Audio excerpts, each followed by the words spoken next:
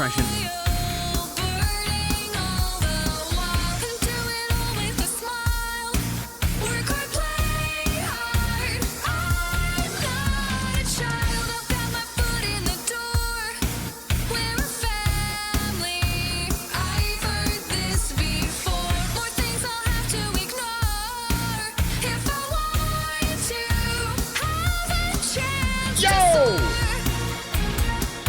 Today, praise.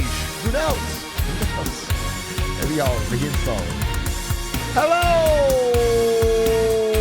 Son of Beam, Mr. Broccolini. I'll keep reaching to the sky. God, Griever's voice is iconic. That song tells a story, and it's a story of today's stream, April 24th, 2025. Welcome to the broadcast. Good to see you. Live, direct, back, and in the flesh. I just got back from basketball, so I'm a little sweaty. Yikes. Yikes, yikes, yikes, yikes, yikes, yikes, yikes, yikes, yikes. But that's the kind of commitment to success that we have here.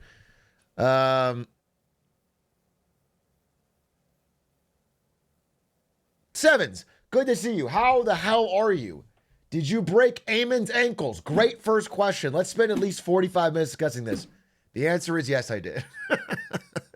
But to be fair, his ankle was already broken. So what I did was I re-snapped it. I did re-snap his ankle on the court. But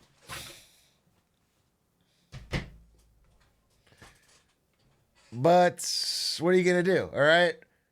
You let a hunting dog out to hunt, he's going to hunt. That's what I'm you can't stop me from snapping ankles, dude.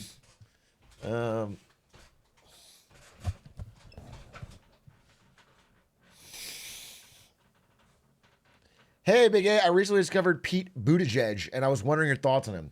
Can I take a guess on what happened? You saw, possibly not even the actual full thing, but you saw a clip of Pete Buttigieg on the Flagrant podcast, possibly discussing government-funded research, and you realized he was rational and had regular takes, and you didn't. Am I following your line of thought here? Did I? Because I think other people are getting that. Here's the main problem. He has butt in his last name. It's over for you politically. You can't be the butt guy. You're cooked. Pete Buttigieg? The nicknames will come Fast and the Furious. No one's going to win with that kind of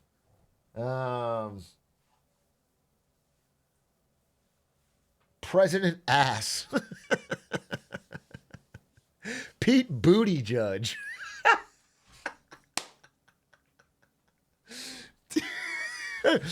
That would be such a funny idiocracy moment.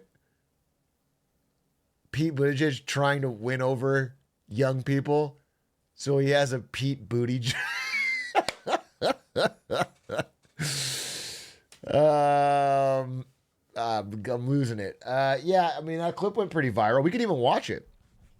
I thought he did a good job. I think it is good and impressive and important to have him go on these, you might say, adversarial spaces and talk 3+ hours and make his case and seem reasonable. I think it's good. I think it's good. Listen, I wouldn't even be mad with him as president. It's more that I think he wouldn't, or he would have a tough time winning. I don't know that he has the riz.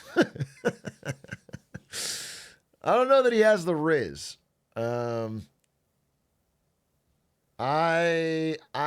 worried that he's rizless. In a country where, for better or for worse, our political leaders need riz. For better or for worse, our political leaders, I think Americans can't get behind someone without riz. Um,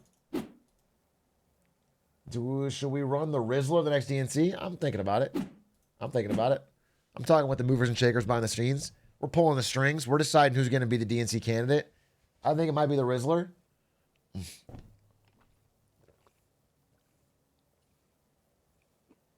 I think John Cena should be the Speaker of the House. Yeah, agreed. Avocado, thank you for the 27 months. The greatest Landino, thank you for the 9 months. Yo, what up, Glizzard Blizzard, Big GB, as they say on the streets. Now, I'll fully admit, I don't necessarily have my ear to the streets in the way that you do, the greatest Landino, but I've never heard of myself being called the Glizzard Blizzard, let alone the Big GB. The heck is that cup? Oh, you mean my bad bitch cup? You got a problem with it? If you got a problem with it, you're not a baddie, dude. You don't slay. This cup's legendary. And this cup is actually going to help propel the Lakers through this tough, challenging series. Why don't the Dems run the current president in the DNC? Sounds like an easy win. You think the Democratic Party should run Donald Trump in 2028? It's interesting. It's interesting.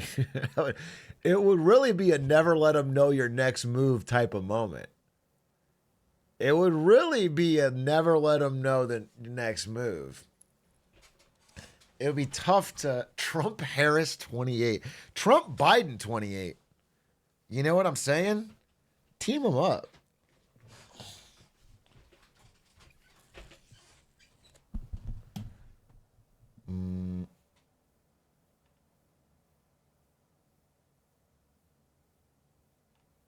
Can they just give a heart? Wait, they just give him a heart attack and move the VP? Give him a heart attack is interesting. Just make him switch sides. It would be a crazy win for the Democrats. Would it be a crazy win? I'm not 100% sure that I agree with you. Yao Ming 2028. Okay. Former basketball star Yao Ming. I believe a fully Chinese national. Am I crazy? Like I don't think he even is like an American citizen. Pretty sure just a fully Chinese national. You think he should be? He was in the NBA, so he's American. I'm not sure it works like that. I'm not sure it works like that. Yao Ming. You guys keep throwing candidates out there. We have some time till 2028. We should get a full roster of candidates. I think you guys suggested Yao Ming. You suggested Donald Trump running as a Democrat. You suggested Stephen A. Smith. Lord Almighty, I hope not. Stephen A. Smith v. LeBron James, though. That'd be quite the election. Mecca Ronald Reagan. So this is like a AI trained on Ronald Reagan's speeches in a robot form, or is this bringing back Ronald Reagan's corpse but giving it robot parts?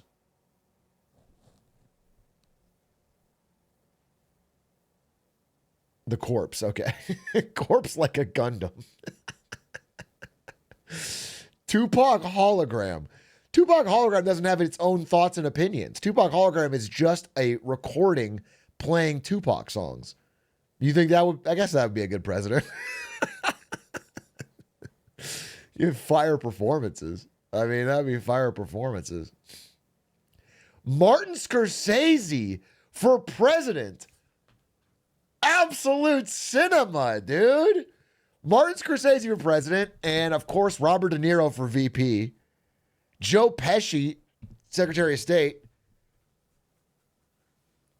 Get the whole gang, dude. Steve Buscemi would be Secretary of the Interior.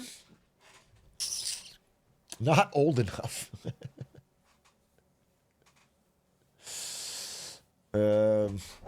Tiger Woods. What about Tiger Woods makes you trust his political philosophy?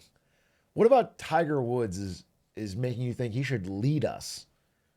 A nation of 300 million. Okay, my headphones are playing 21 Savage loudly. Can you hear it?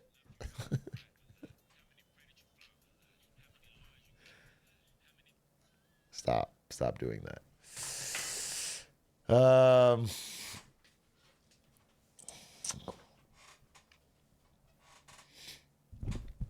Ludwig for president? Dude, I was thinking about this. Obviously, I think Ludwig would be a terrible president. No disrespect to my dog. But we have a country where running for president and being president are so different skill sets. Like, I was watching that series of Pete Buttigieg clips that went viral, and I was thinking, he seems like a reasonable guy, well-spoken, certainly compared to what we've had, and he's younger. I think he'd be a fine president. But because he would be bad at running for president, like, what if it could be Ludwig runs it, and then whenever he wins, it taps in Pete? That'd be a better system, bro. That'd be a better system, because I don't want Ludwig in the White House, but I don't think the people who would be good in the White House in general would be very good at running and getting 300 million disparate Americans with different thoughts, beliefs, and media environments to get behind them.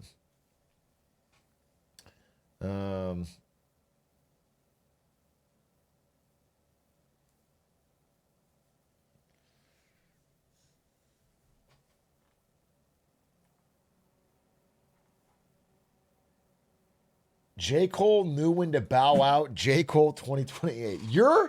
Your idea of a president is J. Cole, not because of anything he's done in his life, except for that he knew to not continue the rap beef that he started.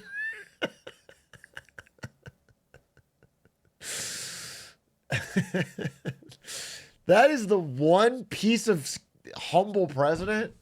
Gotta know when to fold him. I mean, I guess, like, J. Cole wouldn't have had this tariff problem, I'll tell you that. J. Cole would have seen what was going on with Xi Jinping, and he would have said, he would back down quicker. But I don't know if that's like the only skill we need right now.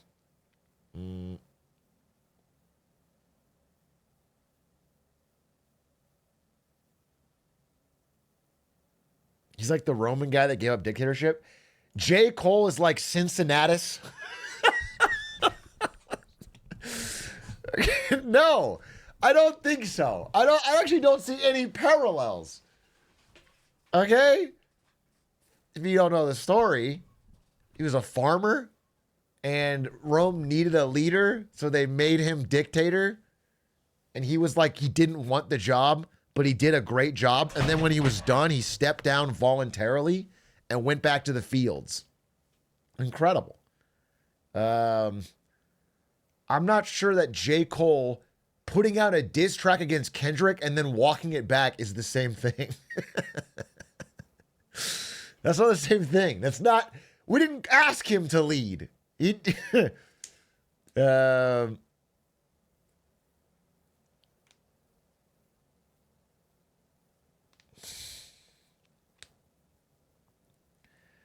President Taylor Swift could fix the economy, though. See, this is where I would counter.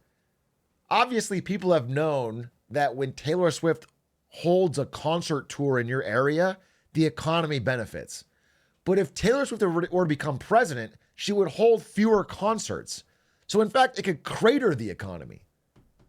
Her not touring would be more damaging.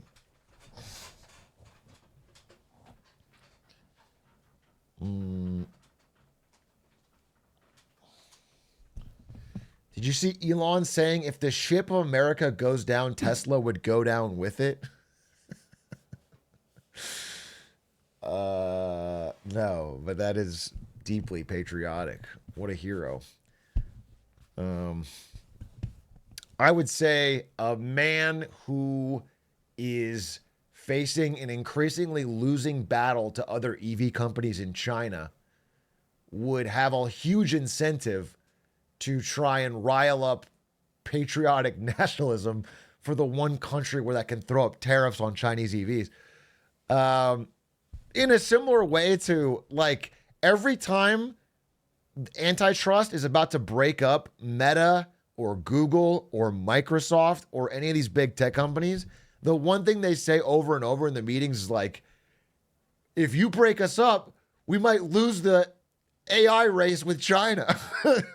There's a national security. You can't possibly enforce anything on us. Or, they become real patriots when their money's under threat. By the way, I mean, there's progress. One thing I will say is I've been shocked, truly shocked by the continuation of antitrust actions against big tech.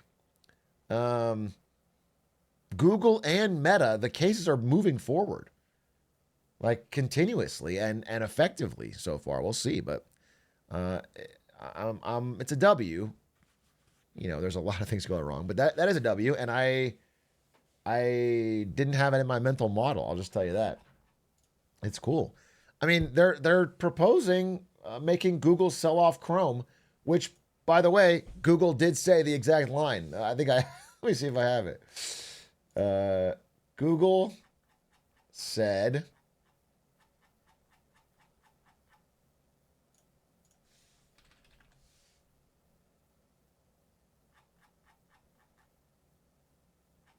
sorry, I'm trying to find it. They said, yeah, here it is. Department of Justice called for Google to divest its Chrome browser unit and open its search data to rivals. Google said that's not in the best interest of the country as the global battle for supremacy in artificial intelligence rapidly intensifies. It would harm U.S. in global race with China. Shocker. Shocker, shocker, shocker, shocker, shocker. And this meme was pretty good. And then Meta saying the same thing when they're trying to spin off Instagram. As if Meta having complete control over all social media in America is necessary. There's no way we could possibly have an innovative big tech sector to compete with China unless we have a few key monopolies. It's ridiculous.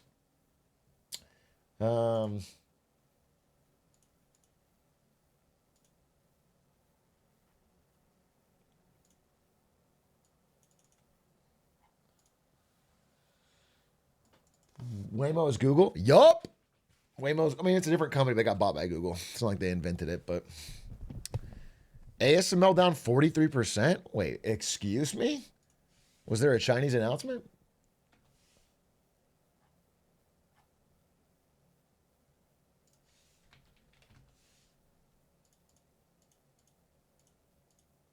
No, it's not. It's like flat for 5 years.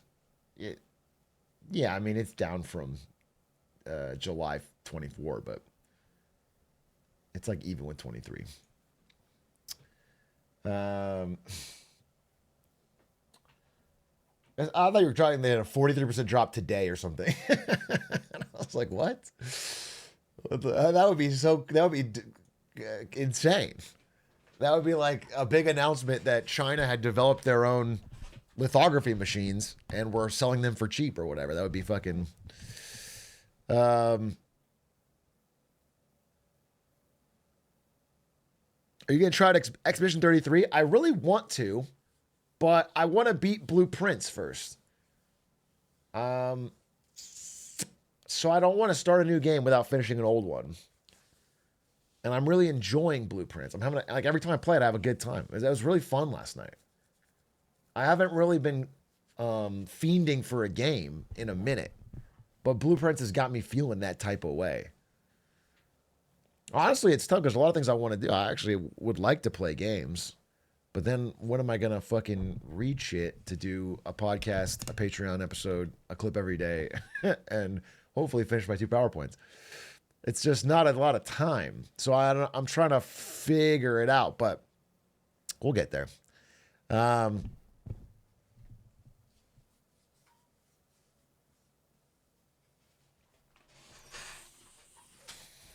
And Oblivion Remastered, I'll be honest with you, I don't think I'll play it.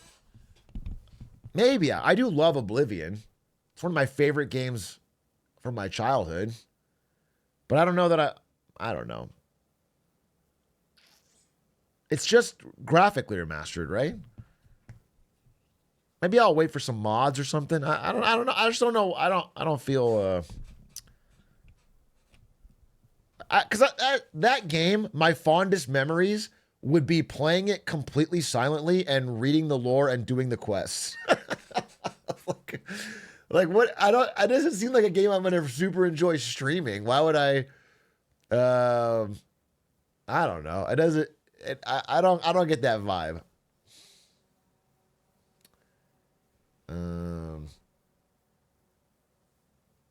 You can experience buying horse armor again. Okay. We had a chance, folks. We had a chance as a society to stop microtransactions in their tracks. And all we had to do was not buy horse armor. And we couldn't help ourselves. If nobody bought horse armor that day, nobody, zero horse armor, the world would be different. Didn't people not buy it and clown it? People clowned it, they bought it. People did clown it. Famously, it was incredibly clowned, but it made a lot of money.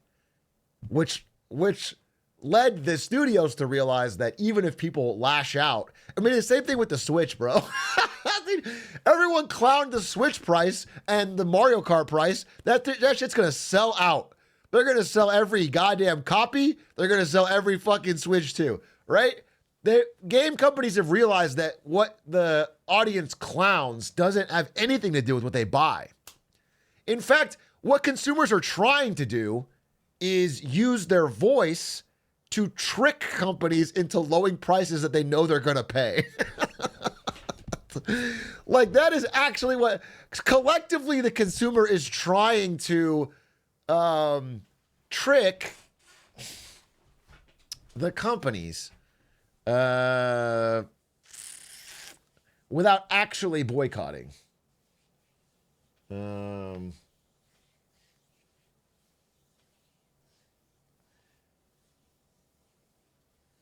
Patriots drafted a left tackle. Therefore, I brought QQQ swing calls. What are you saying? I don't have no idea what you're talking about. I don't understand the connection. I don't understand how it applies to it. Like, in real life, if you did this, it would be schizophrenia. No, I understand both what you did, and I understand that there's an NFL draft. I don't understand the connection, nor to what we're talking about. Right? You just came in here and you just yelled this.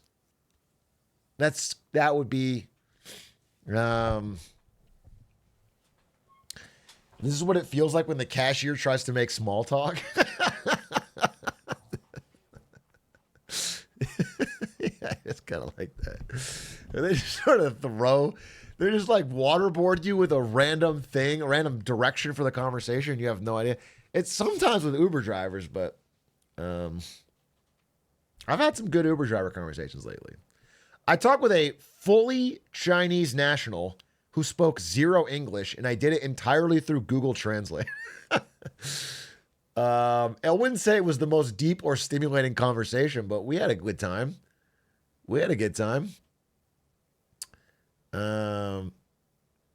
I thought he was about to say I talk with a fully Chinese accent for fun. Why would you think that?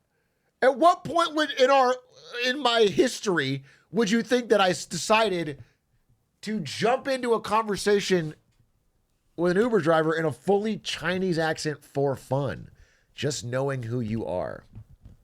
I don't think I would do that. Now, would I do an Italian accent? Yes, flawlessly, as the accent seeders proved. Seems like you're doing a lot of chatting, by the way, Quack. Seems like you have a lot of time to chat, but the Squeaks video is still not done. Is that correct? Could I just confirm whether or not the video that me and Squeaks recorded 3 or 4 weeks ago, which has been up on Squeaks' channel for now 3 weeks, is our version done yet, or is that still being I'm just trying to understand what progress we've made.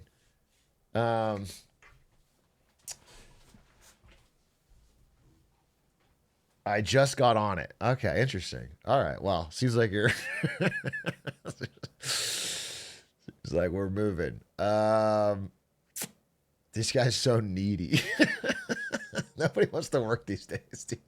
A fucking men. A fucking men, dude. What happened? Isn't this basically a company meeting? This is a company meeting. This is absolutely a company meeting. You guys are all stakeholders in this business. And I think you should all call Quack out.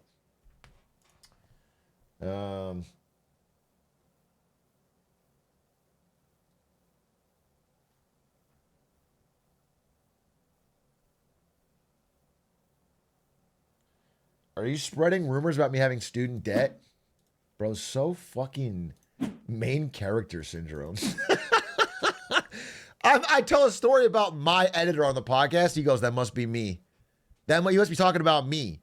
It ain't about you, little bro. We got fucking 6 people on staff. I'm not talking about your ass every time. By the way, you're supposed to be an editor on the podcast too, so don't say someone in chat told you. You finna watch that shit.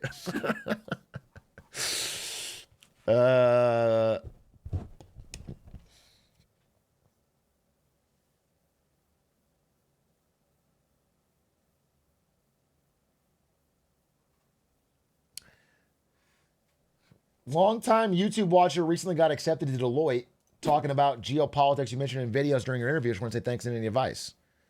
What advice do you need? You got the job. Good shit, Kyle 2002. Bro, you're born in 2002? Ow. You have a job? You graduated and you have a job and you're born in 2002? Ow.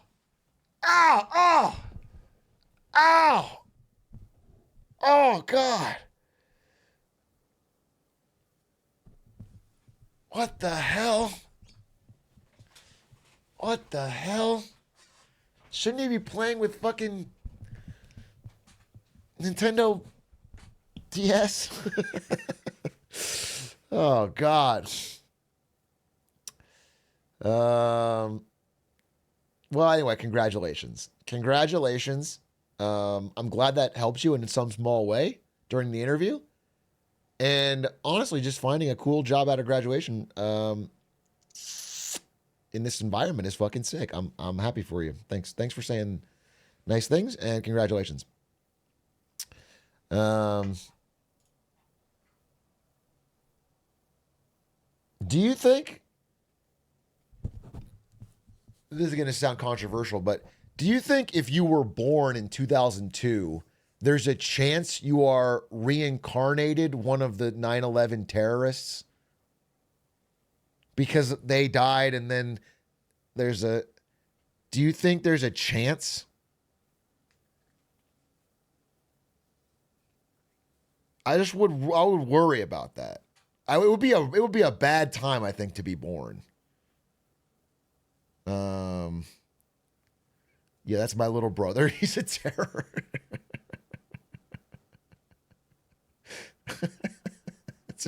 I'm not saying it's a guarantee. I didn't say that. I'm just saying, is there a chance? I asked a question. If we can't ask a question, we're no worse than a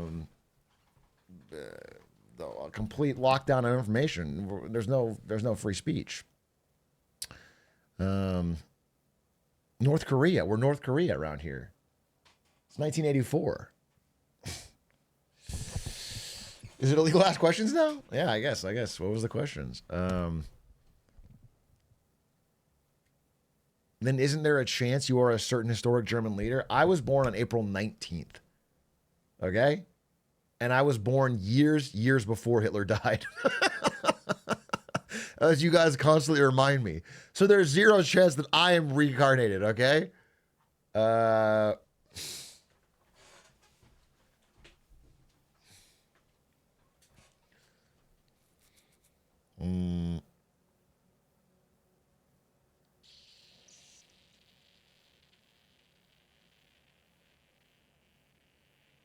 Hitler didn't die on his birthday. Everybody dies on their birthday. That's just a fact. Okay? when you're born, you have a cosmic thread attached to that day. That'll be the day you're born and the day you die. Everyone knows that. If you don't know that, go back to school.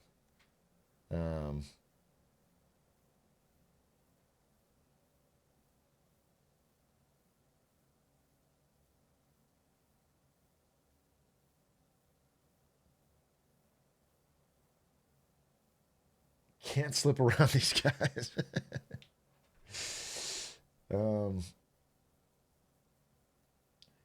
Atrioc, I promise when I get a job, I won't be thanking you. I'll be thanking Coney. That's why you're not going to get a job.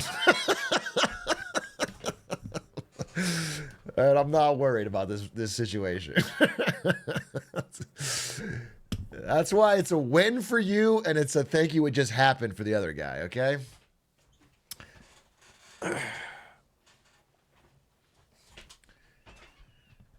Did they ever get Coney 2012? What do you mean, they get him? I'll be thanking Dan Giesling. Worthy. Did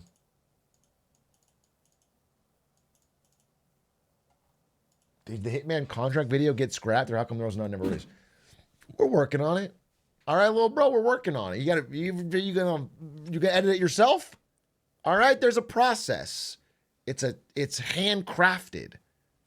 Okay, it's artisan. Good things take time. It's been months. Oh, I didn't know you were the fucking authority on how long a video should take to make. Sometimes it takes a long time. Sometimes it takes a short time. Sometimes you put videos in the middle. All right. If you wanna yell at somebody, the person you should yell at is in chat. His name's Quack. He's not assigned to this project, but in a way, his attitude is what's slowing everything down. So I think you should blame him.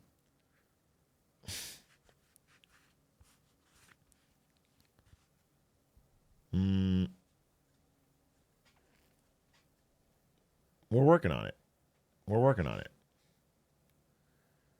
I'm seeing Pirates of the Caribbean with an orchestra tomorrow. Oh, I gotta go just chatting. That's badass. I am seeing something similar. So,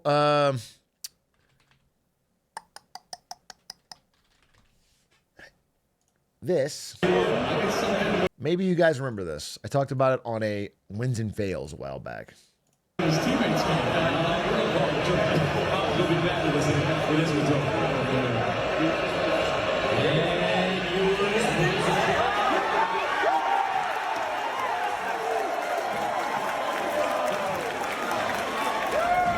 So this is like Cosm. It's like super ultra high def, big screen, but with a table so you can like watch sports games from like unreal fictional seats.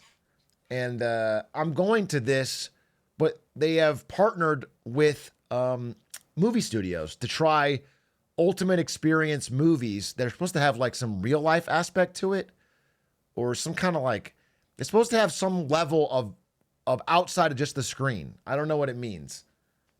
They're being very vague, but I'm going to go see The Matrix, the original Matrix, at one of these. It's their first test program. And apparently maybe there's going to be like actors or something. I don't know. I don't know what it is, but it's called Shared Reality.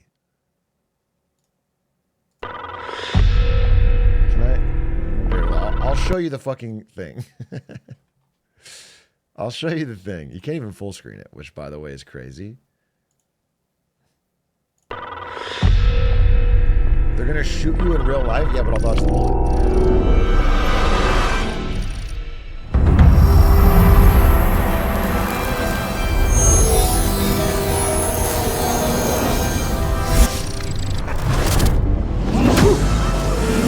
Maybe it's just like huge screen. Okay, maybe it's just the movie with like really insane things around it. But I'm seeing it. It'll be fun. This looks distracting. We'll find out. We'll find out. I guess if everybody's dressed up, that'll be something.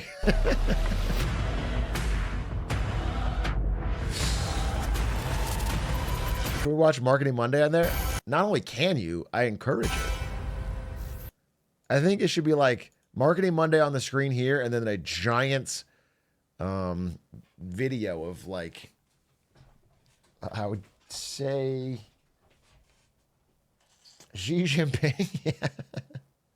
Subway surfers, giant subway surfers floating around it.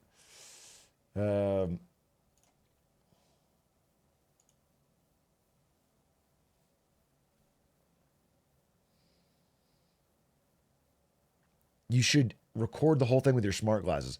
My smart glasses record 20 minutes of footage before the battery runs out.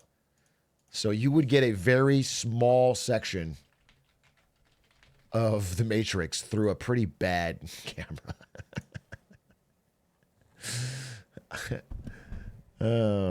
Don't know that it would be the greatest experience. I could stream it on FB Live, yeah. You guys want to watch part of the Matrix on FB Live? That'd be kind of fun.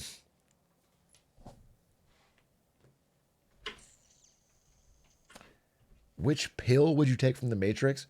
We used to play a game. This is a boomer ass game, I guess now, because no one's seen the Matrix in 20 years. But we used to do a drinking game where you would get red solo cups and blue solo cups and fill them up with water or vodka. And then you have to pick the red pill or the blue pill. And you don't know which one is which. And then you would... It's kind of fun, you know?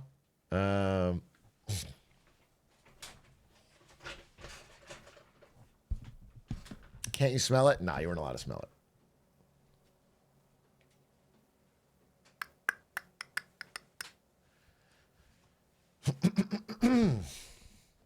Have you talked about the Doge cuts to nuclear? Somebody watches Hank Green. Bro, I feel like I can predict every question my chat's going to ask based on popular YouTube uploads of the day. All their news comes from 3 viral tweets and 3 fucking trending YouTube videos.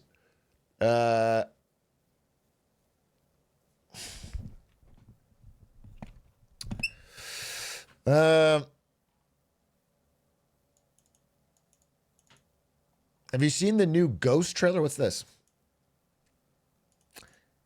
You subscribe to Stretcher? Yeah, I do. This guy's great. Excellent writer. Ben Hunt, also good. We're talking about Ben's. I tell you shit you've never heard of all the time, but you ignore me. Let's see.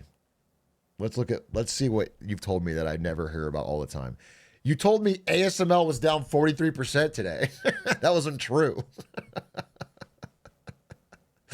You were the one that said, you started off this whole thing where I looked it up and it was like insanely.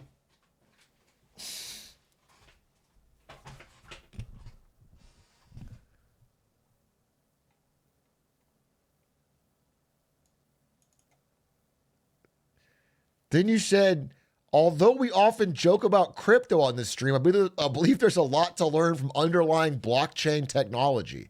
It offers a trust-based system for international monetary transactions. And you posted that 4 or 5 times.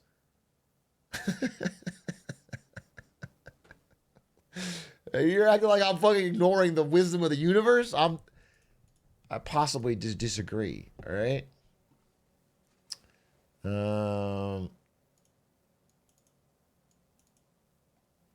I think all chat logs look bad when pulled up. That's crazy. That's fucking crazy. That is not a correct statement. That is not a correct statement, bro. Chat is just literally things that you choose to write. It's just you choose.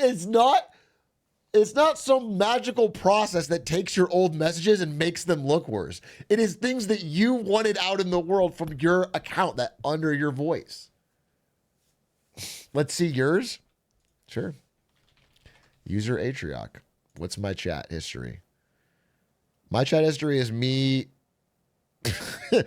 just constantly saying I'm about to go live and pre-chat. Everyone sit and stare at the wall for 3 hours to build character is what I said. Oh, and then I said, not to get all political, but I'm glad Abrego Garcia is alive. I just found out. Oh, wow. I don't feel terrible about that. Oh, no, my logs. Oh, no.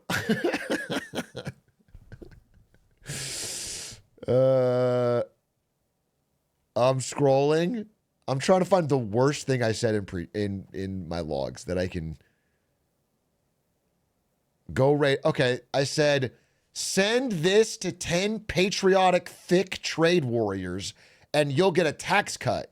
Ignore it and you'll pay double at the store. And that was when I was trying to set my title, but I typed it in chat.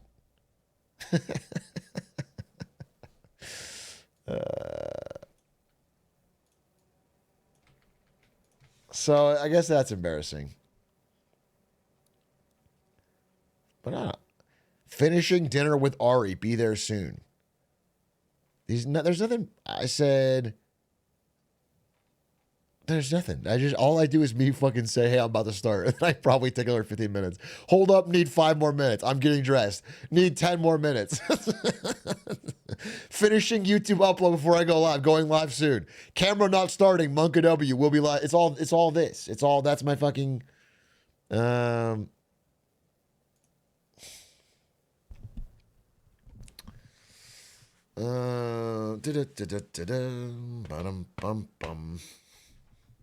show my logs in another stream. I can't see my logs in another stream. That's the problem.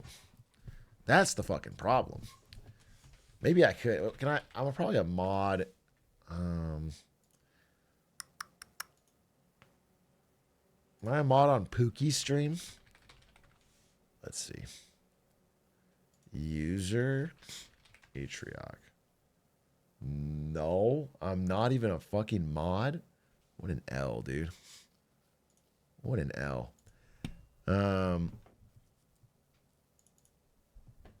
Oh, what about Clint Stevens? He might have made me a mod. Clint Stevens. User Atrioc. Nope. Nope. Nope. I mean, you can't chat if he's not live. Dude, Clint Stevens' title is Helldivers with the Boys, Lud Mango Atrioc. That was like 2 years ago. That's his title right now. That's his title right now. That's crazy.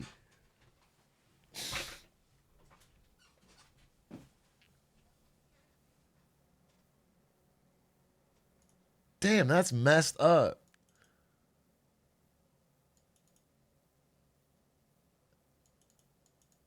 How did he get rich? I'm not speaking out of turn here, but I believe crypto.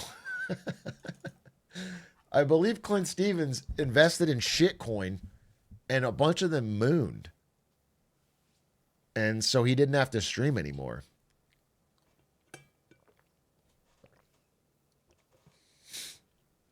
Like right place, right time. He was in that shit early, yeah.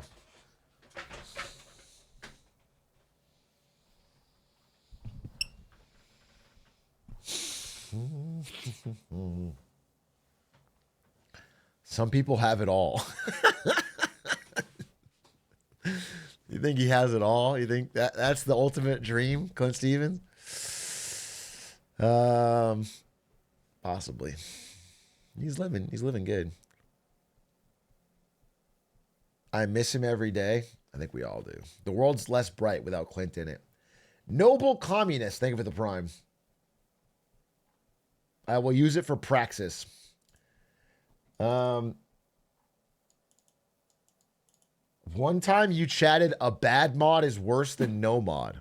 And I was spitting fire. I was spitting hot fire. That was insanely one of the most base things I ever said. Bring that chat message up.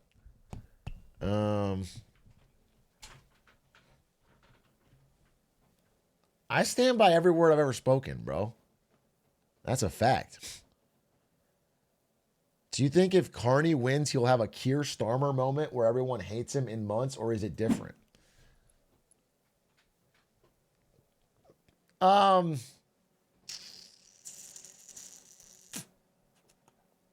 That's a tough one to predict.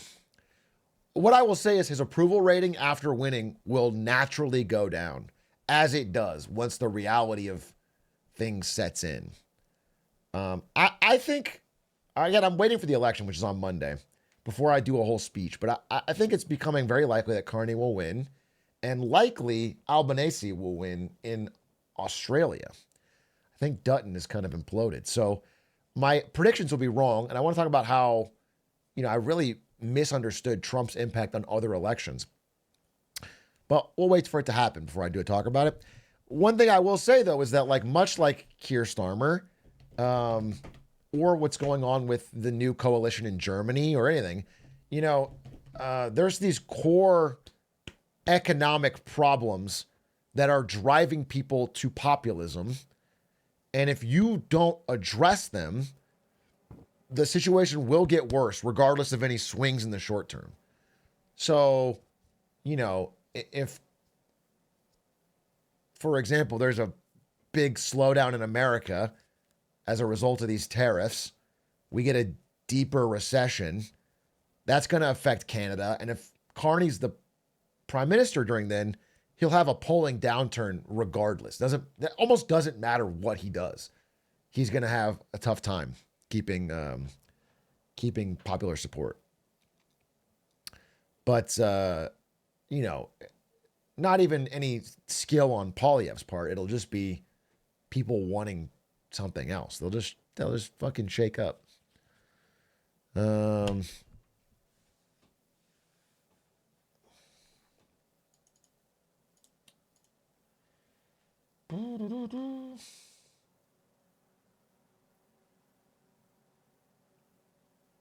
We should do an economic reset where we set everyone's money back to $100 and we have to rebuild the economy from zero.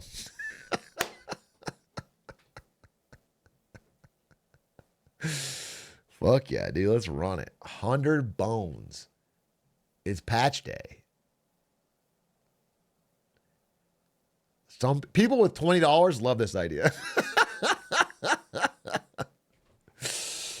People with $20 to their name, that's a 5X.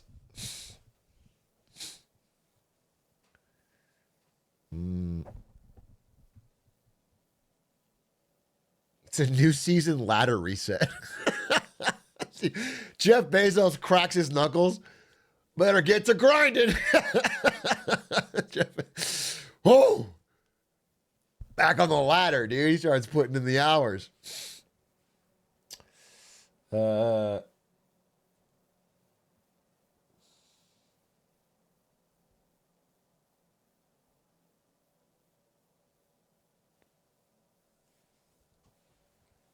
Do you get hidden MMR from last season?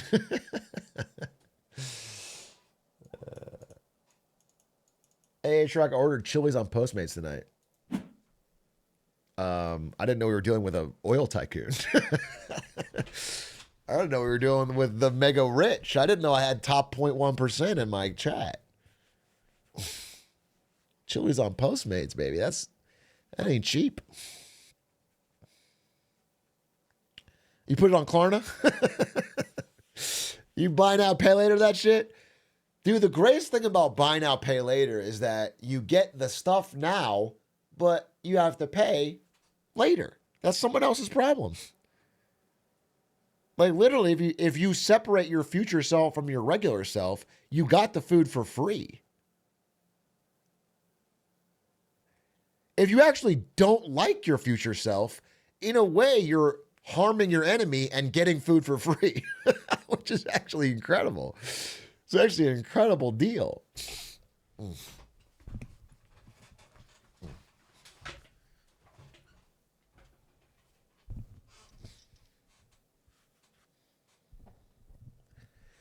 At work, I regularly say that's a problem for future me. And you've ever had that come back to bite you?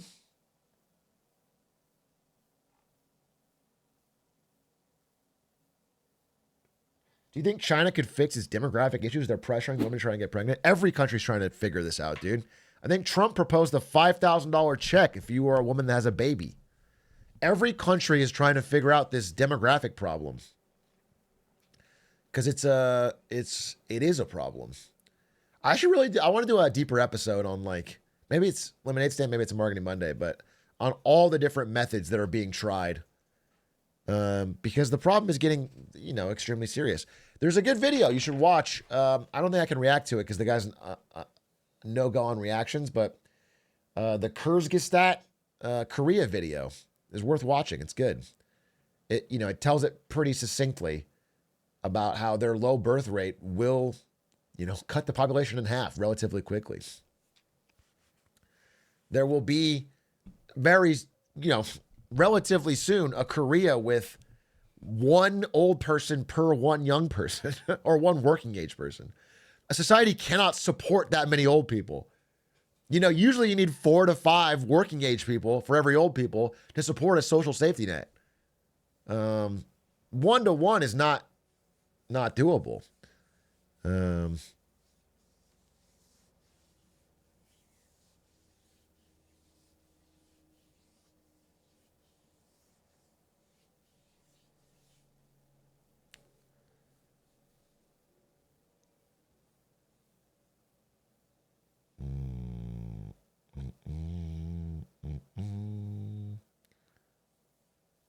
Purge for old people is crazy. I'm sorry. Are you saying that like someone was saying it wasn't crazy? Are you saying someone like the normal idea was purge for old people and you're like, wait, I'm going to take a stand against this? Is anyone supporting a purge for old people?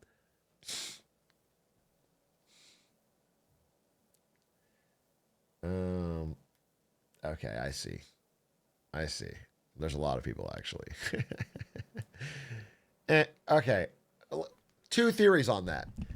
Number 1, are we saying we are going to mass murder old people? Purge.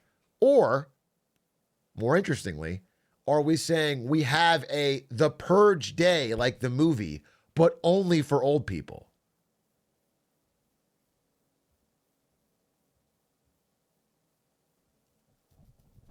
So everybody else lives their life as normal, but on purge day, if you are above a certain age, the laws don't apply to you can kill other old people. It's interesting. Old people Hunger Games. People get executed at age 70. Logan's Run type shit. I guess referencing Logan's Run means I'm a candidate for murder. That's an old ass movie, bro. That's an old ass movie. That's like the 3 pints. He's old. Get him. Fucking kill him.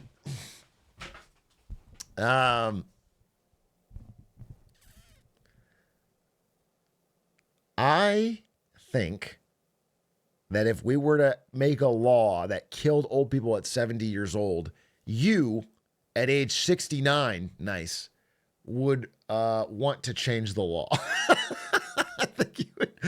I think you would get to 69 and you'd be like, I feel like this law's kind of run its course. I don't know about you guys. I feel like, honestly, with the advances in modern health, we should probably change it.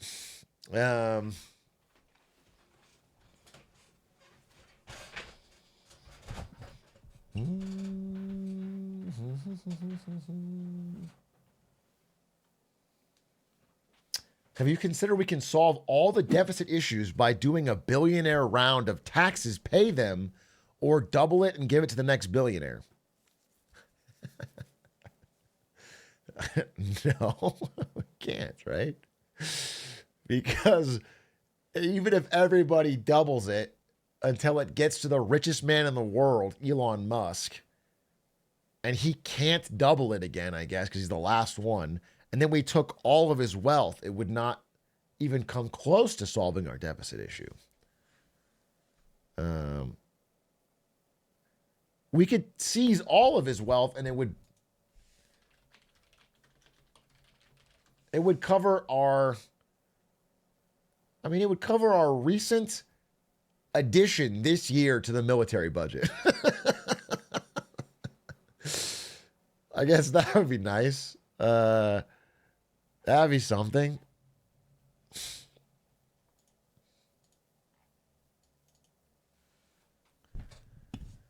Man, I'll take it. All right.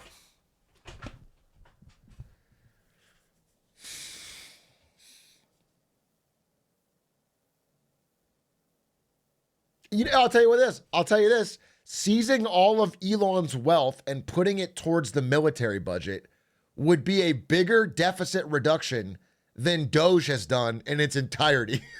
By a lot. By a lot. By a significant amount.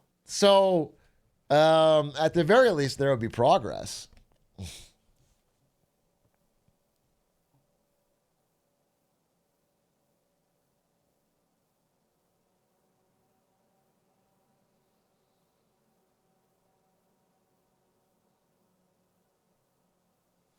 Why don't we just take the military and go steal wealth from other countries?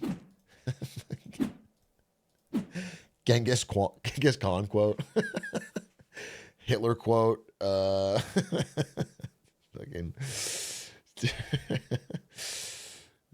guy fucking reinvented general conquest. George Bush quote. No, dude. George Bush only lost our own wealth. People have this idea that George Bush went to Iraq and we made a bunch of money. We plundered. We didn't make any money. We didn't get any oil. We just burned cash. Nothing. The only people that made money was fucking Halliburton. That's it. It was just a loss. It was not like British Empire in India. There's nothing. There's no gain. Tyrese Halliburton made all the money.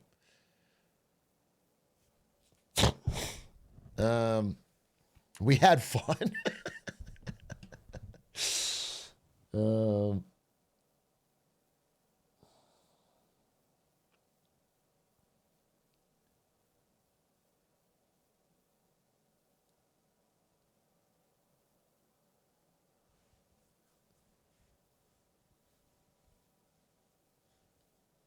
Maybe the real WMDs is the friends we made along the way. Yeah, maybe when they said there was WMDs in Iraq, they meant like I can't do an acronym, but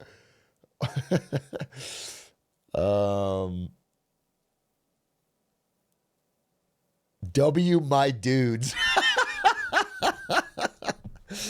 W's my dudes. And they thought it would be like a fucking good time. That's what they thought.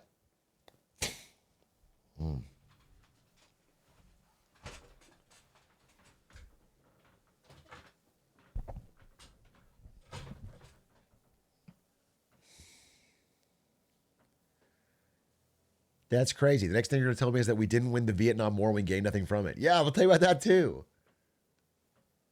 There was no like that was not a war of pillage. It was there wasn't even any, not that would be morally correct, but it would, I mean, if you really look back, I've talked about this before, but like one of the truly original sins of the downfall of what you call the golden age of America post World War II is the Vietnam War. Because it was deeply expensive and we couldn't afford it, and we had to break the whole financial system and get off gold standard because of it. It was, and that led to, you know, ever increasing deficits.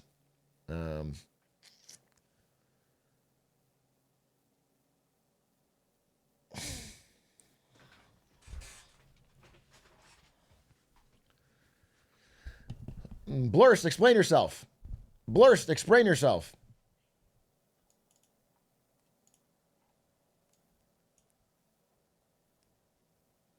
Gold standard is moronic. Why? Why? Explain yourself. Can't be ChatGPT though. We'll know. Why?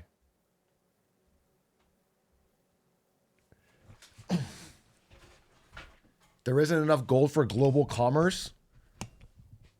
Was there enough gold for global commerce between 40s, 50s, 60s, and 70s? There's enough gold if you don't run massive deficits. The reason they had to get off the standard was because of the Vietnam War. Because France saw that we were printing money for the Vietnam War, took that printed money and tried to reimburse it for gold. That's a large part of the boom and bust cycles that constantly happened. Yes, we constantly had small and shallow recessions that allowed the underbrush to be cleared. Now we try to repress the recessions with monetary policy, and they end up bigger and more dangerous.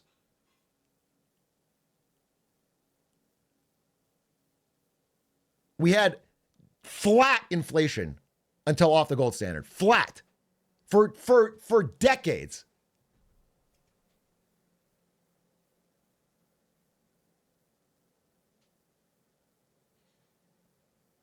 There's an argument for that. That's the same as gold. Oh, he's backtracking. He's backtracking.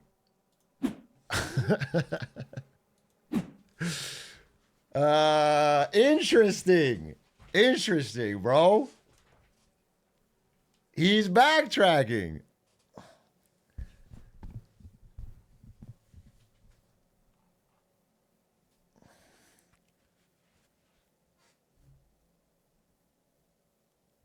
I heard flat inflation is bad, like 1% is that corp BS?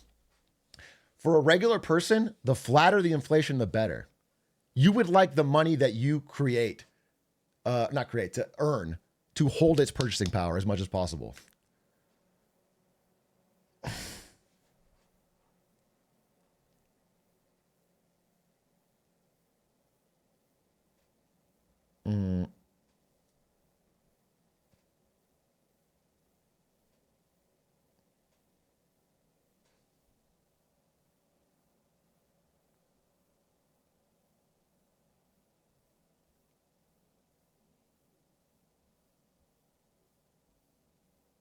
The ideal is about 1 to 3% to avoid deflation. I mean, again, this number was just sort of made up. I mean, it was the 2% number just comes from the New Zealand central bank one time, and everybody sort of ran with it. It's not. There's not like a magic to it. And in general, central banks that say they target an average of 2% over time, when it goes above 2%, never target a period of deflation to bring prices back down. They just, you know what I'm saying? They never try to average it out. They just go over and then try to get it back.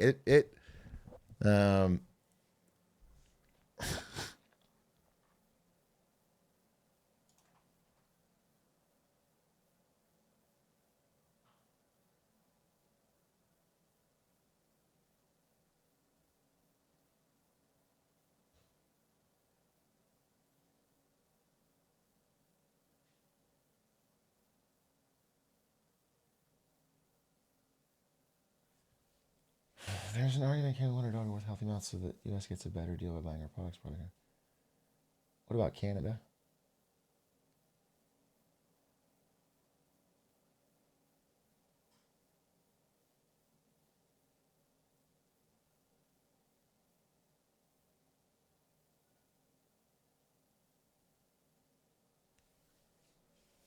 Wouldn't zero inflation discourage spending and encourage saving, leading to lower economic growth?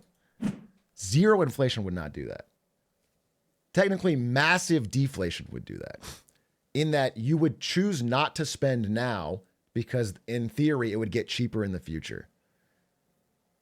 In practice, the only time we have real massive deflation is during extreme recessions. Not just massive, any deflation? No, that's not true. In regular moments of small deflations, people still buy things they need to use now. Economic purchases are not made entirely by an actor trying to ration out for the next 100 years. They're trying to use things. They need to buy and use things that they have to use day to day. Oh, thank you. Thanks, babe.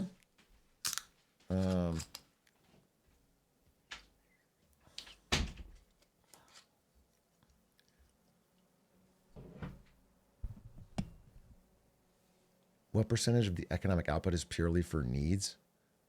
It doesn't have to be needs. You don't, celebrating a birthday party is not a need, but you would do it. You know what I'm saying? You would have events. You would go to concerts. You would do. It's not. Um,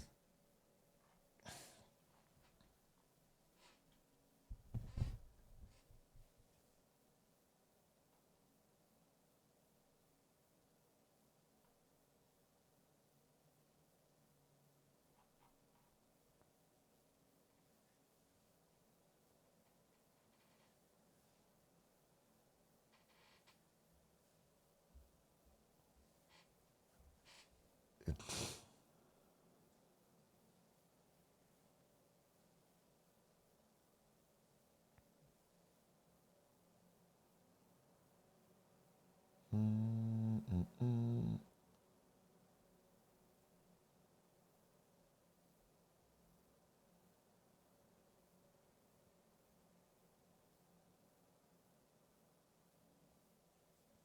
We should go full Japan and get zero inflation. Japan has inflation right now.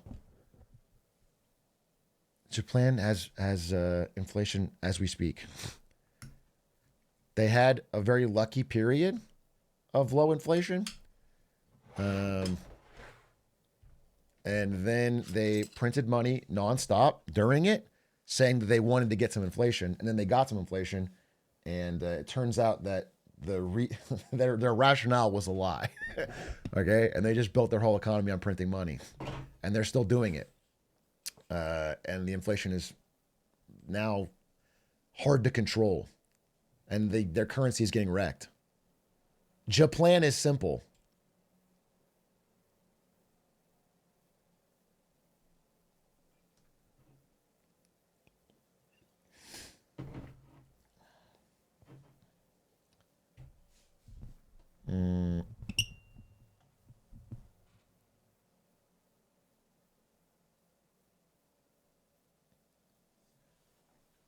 If we can somehow control hyperinflation when having a small period of hyperinflation to pay off debt it would work for paying off debt. It would ruin the lives and savings of every worker. it would be societally catastrophic, but you would get the government out of its pickle. There's a great book, When Money Dies, about Weimar Germany, about that.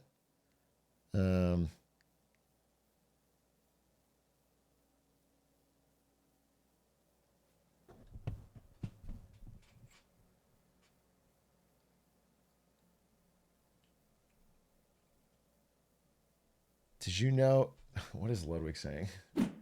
Nakini Dashite Kudasai is a totally unique phrase made by the locals to discourage foreigners from entering Japanese people's stores. Is that like D's nuts or something? What did I just say?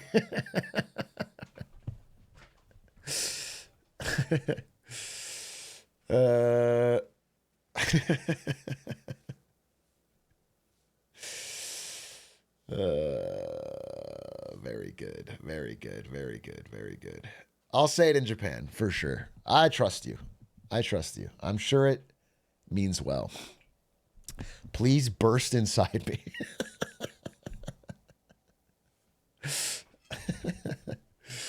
They are. I mean, I shouldn't ask Ludwig about this. He's part of the problem. But my understanding, because we just had 2 Japanese nationals staying with us, Ari's maid of honor, Juno, and her husband.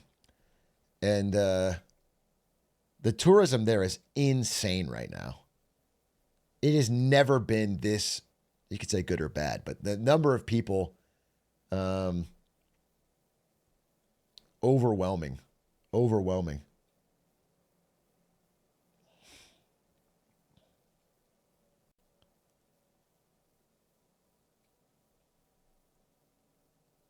And the currency? Yeah, I mean, the currency is a major part of it. It's just cheap to go there. Insanely cheap. But, there's a cultural thing too. It feels extra bad because the tourists have way more fucking money and walk around like this is so cheap. Yeah, dude. That's what I'm saying. Japanese economy is not good. And the yen is fucking shit. But at least Trump is wrecking the dollar too, so we can be like that. Except nobody wants to tourist. No one wants to travel here. Our tourism is way fucking down. Way fucking down. So, at least we won't have that problem.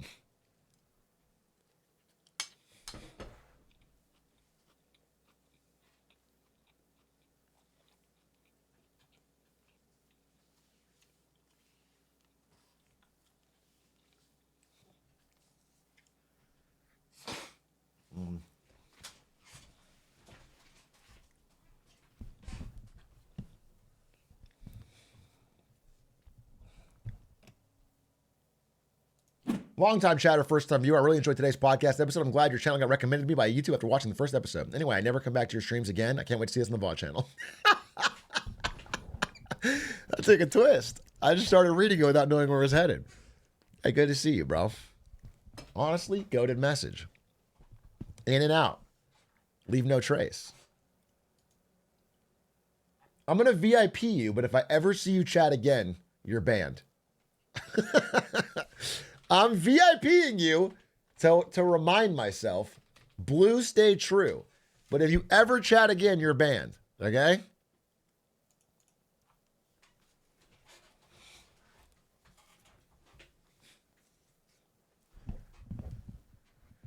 A Faustian bargain.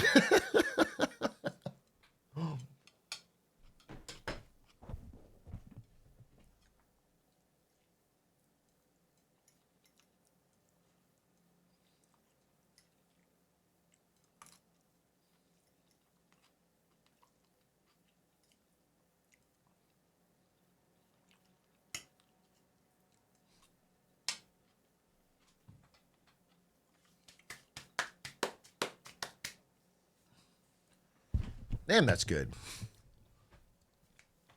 Bro is woofing that food down. I'll say it. I've always been a woofer when it comes to food. And in furry communities. No, I fucking house that shit. My family says I eat like a prisoner, like over my tray, so no one like quickly, so no one else can steal it. I do. I eat like I eat it fast and furious, like it's wartime at the mess hall. I don't know. I don't know why I do that, but it's efficient. You know, you get it done.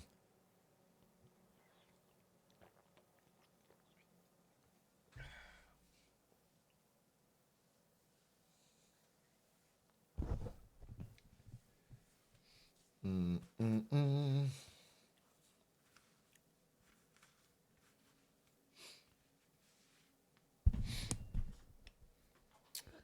don't want to start by what you said earlier. Can you clarify why your favorite return to gold standard be could explain the using? What I'm saying is there has to be some measure. You could do it in the way Germany did with the debt break. You could do it with the gold standard. There has to be some way to prevent the moral hazard that is induced when politicians can spend money from the future with no consequence to themselves in the present. When they have an infinite access to spending, they're politically incentivized to spend as much as possible because the consequences of it will be felt by a future generation of politicians. Okay? What the gold standard did was if you spent more than you collected in taxes by any significant amount, your gold would start to drain from your reserves because people could trade in the gold, trade in the money for gold.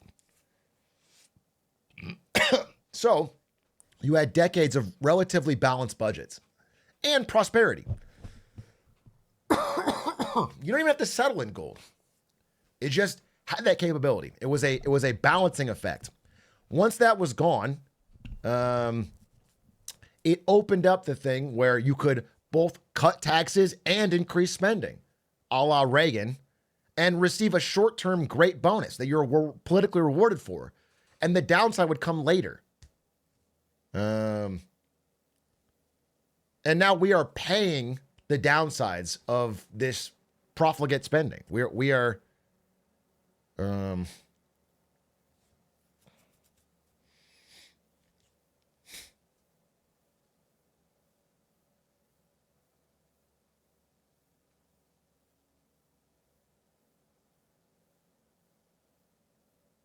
Can we ever get back to the gold standard?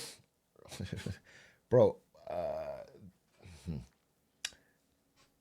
every central bank in the world, basically, but especially all the BRICS nations, Eastern European, Kazakhstan, all of them are using their net marginal dollars to buy gold instead of U.S. treasuries. They're doing it right now.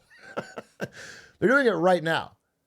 It's not a return to the gold standard, but they are now not buying more U.S. treasuries. They are net keeping their percentage of reserves in U.S. treasuries the same, and they're buying more gold.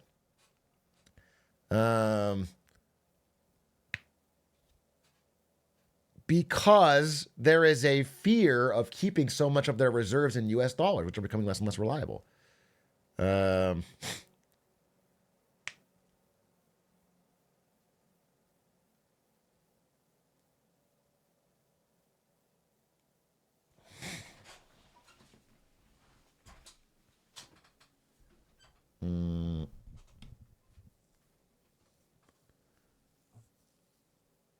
No, it's not for currency risk, bro. It is, they can now trade in their own currencies, but settle the difference in gold if there is a net difference. If like China and Russia want to trade. What if we make a difference in like seashells? Seashells are not universally accepted as a store of value and are not scarce.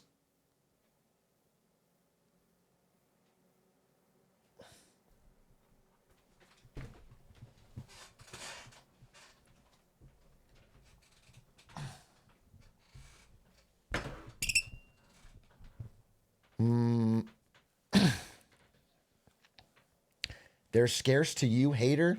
What does that mean? We should move to the JPEGs of monkey standard. We could start trading in reputable politicians. That is truly scarce. Now you found something truly scarce. That's a first time chatter? Hitting with a +2?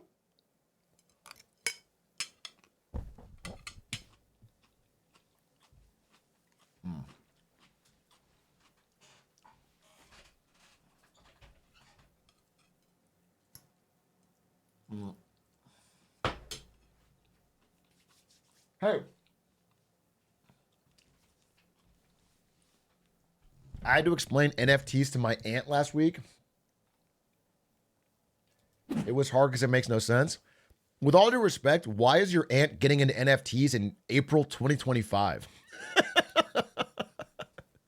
What, in what world is your aunt like, can you explain? I'm trying to buy a monkey JPEG in April 25.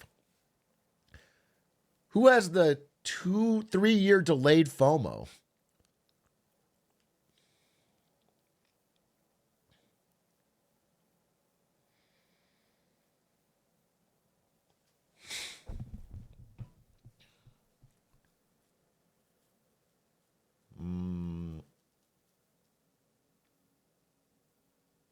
Dude, I did see. Yeah, I saw there was an NFT. Someone pulled this up. An NFT someone spent $12 million on, or, you know, I saw an individual one they spent a few million on. And Cloudflare just deleted the file. So it's actually, there's nothing there. I mean, the sale price in 21 was millions. And it's just gone. Like, it doesn't even load. NFTs were truly generationally stupid.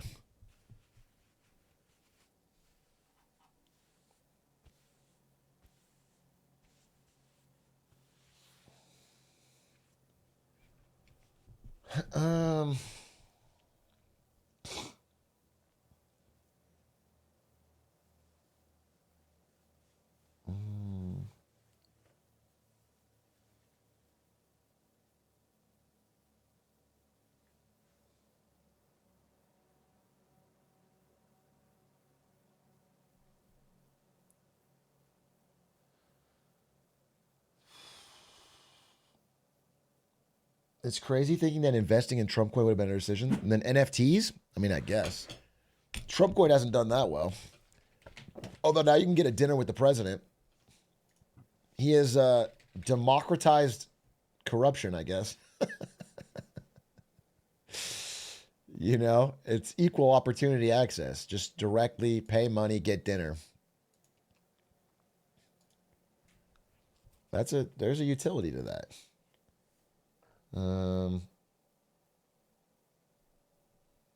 Yeah, everyone can compete on a level playing field to give the president money. And whoever gives him the most gets dinner. I mean, it really is beautiful. It really is an incredible innovation from the White House. Ludwig needs to buy more. Ludwig's nice though here, but he should buy more, bro. He should buy more. It will be hilarious content if Ludwig was a top 220 Trump coin holder, and gets to meet with him.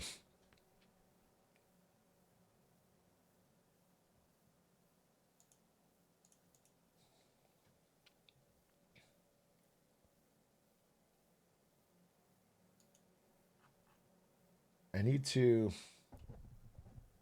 blow my nose real quick. And then I want to watch something probably, eat a little food, and then maybe watch two things, and then maybe blueprints. There's a couple things I want to talk about too, but let me just blow my nose real quick.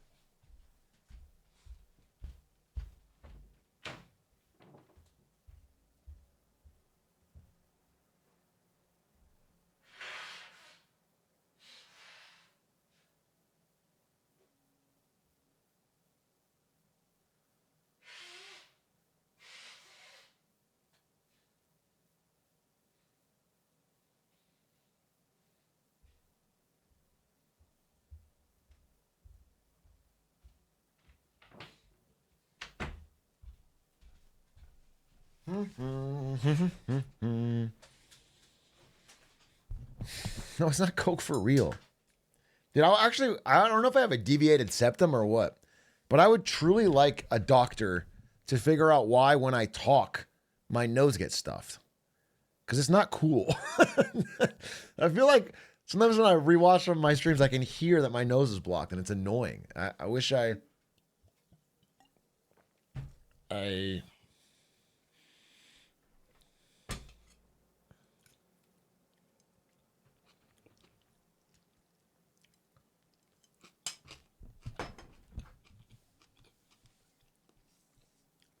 ask ChatGPT.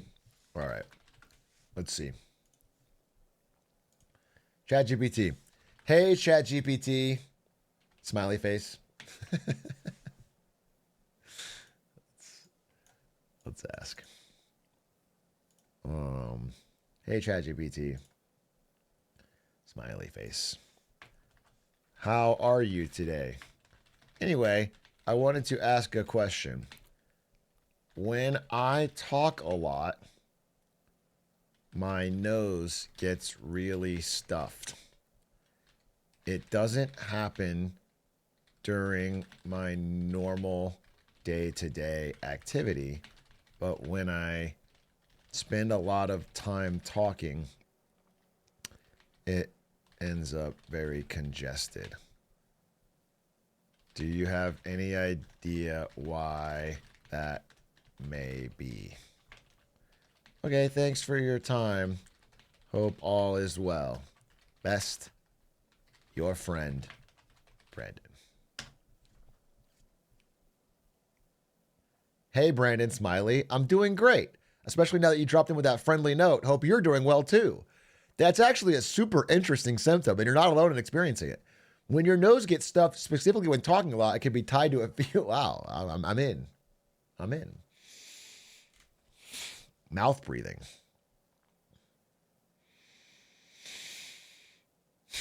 Then dries out my nasal passages. My parasympathetic nervous system.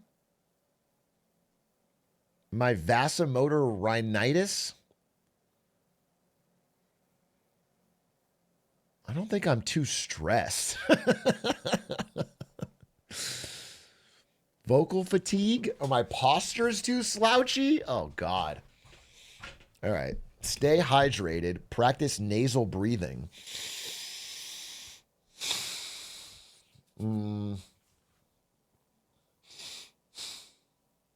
Keep my posture up. And get a humidifier. Anyways, thanks for checking in, friend. Always good to chat with you, stuff nose or not. Dude, you slay me. +2.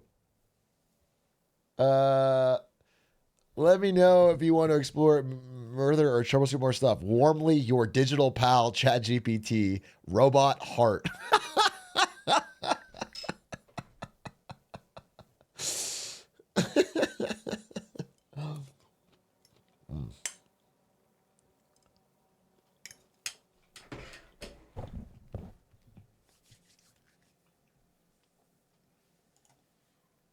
Interesting. Very interesting. Make sure to say thank you.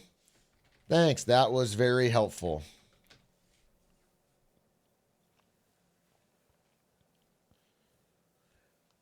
Let me ask Grok. Same thing. Hey, Grok, I have a problem. Said kill yourself. Oh, interesting. Two sides to every story. Two sides to every story.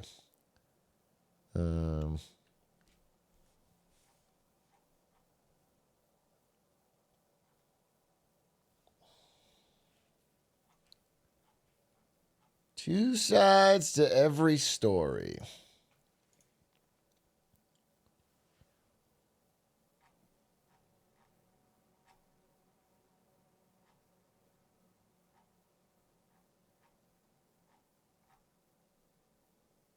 Interesting.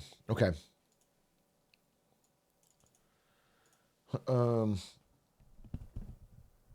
Hey, guys. Pete Hegseth here. Who wants some war plans? Stupid.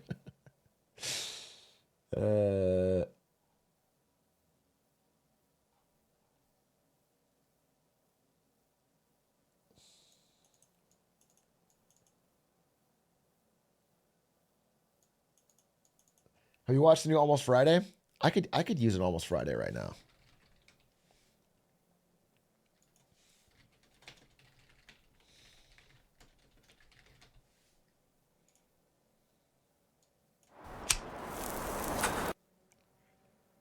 Oh, wait, there's two. One is called, wait, what? How to blend in.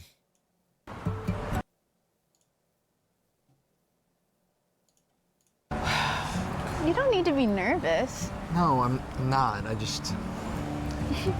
They don't care that you're white, Dan. No. I know they don't. I just want them to like me. I know you do, baby, but there's really nothing to worry about. You'll fit right in.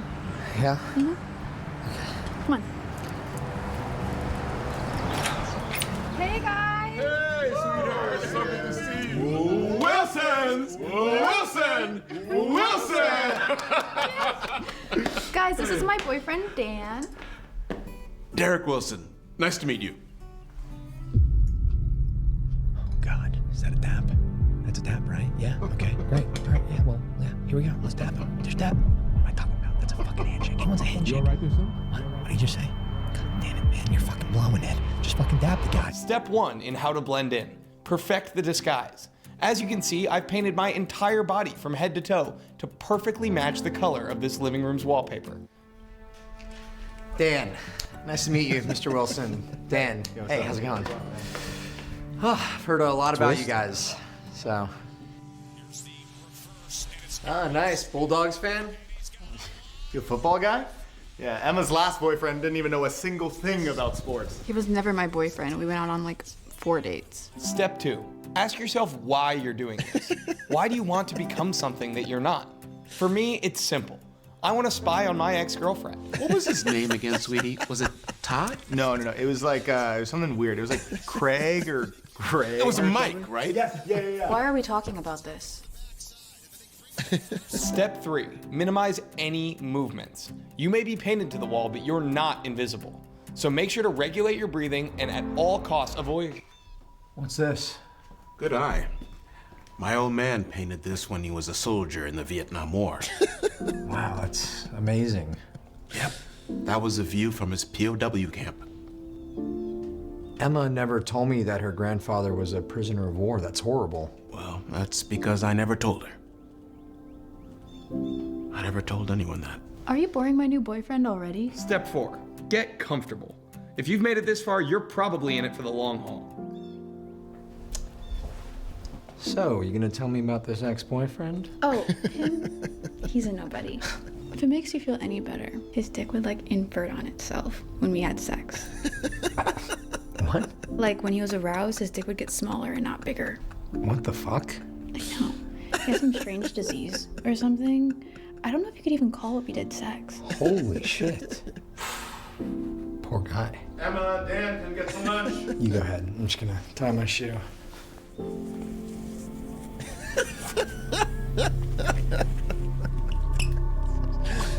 So stupid.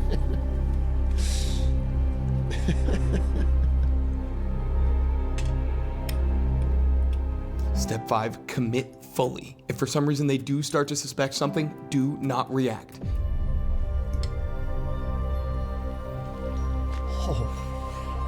And if all else fails, say something confusing to make them question their own sense of reality instead of yours. I am the wall. Dan, get in here. Your food's getting cold.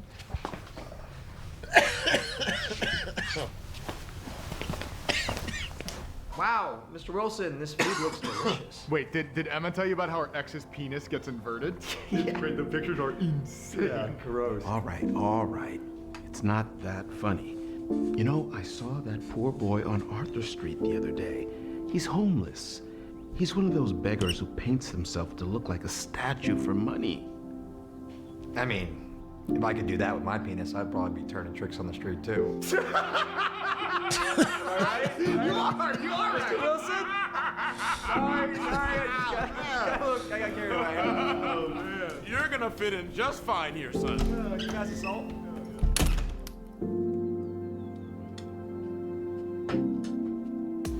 There I am, blending in yet again. This time with my awesome shirt that I got on almost. Wow. Strange, but funny. The Almost Friday guarantee. I'm still a manager. I need to change that.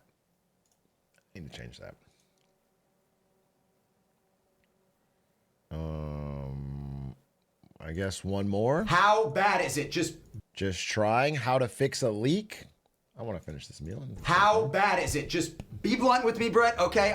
I'm not watching it. I can't. Yeah, well, it starts out not that bad, just kind of a normal sex tape. Okay, and what else? And then you do a thing with your balls. It's like you grip them like you would a change-up. And Okay, stop. I know the move, okay? So that video, it is not getting out. How much do they want? Just... He said for $10 million he will bury the whole thing, and for $5 million he will cut out the change-up ball thing before sending it out. Hey, Brett, I don't have $10 million! And my family cannot see that video, so what am I gonna do? Oh, perfect, amazing! This day is amazing, man. I gotta call a handyman, so just... Hey, what? I'll call you back, Hey, okay? what's going on? Your call has been forwarded to an automated voice. You've reached the voicemail of Rick's handyman. Sorry, we're The mailbox is full and cannot accept any messages at this time. Goodbye. This guy. I came as soon as I heard. Oh, thank God. Step 1 on how to fix a leak. Assess the damage. So, what's the damage? It's bad, and it's getting everywhere because I'm an idiot, and I did this to myself. I did, but I need this fixed now. Step 2. Give confidence in your qualification to fix the leak.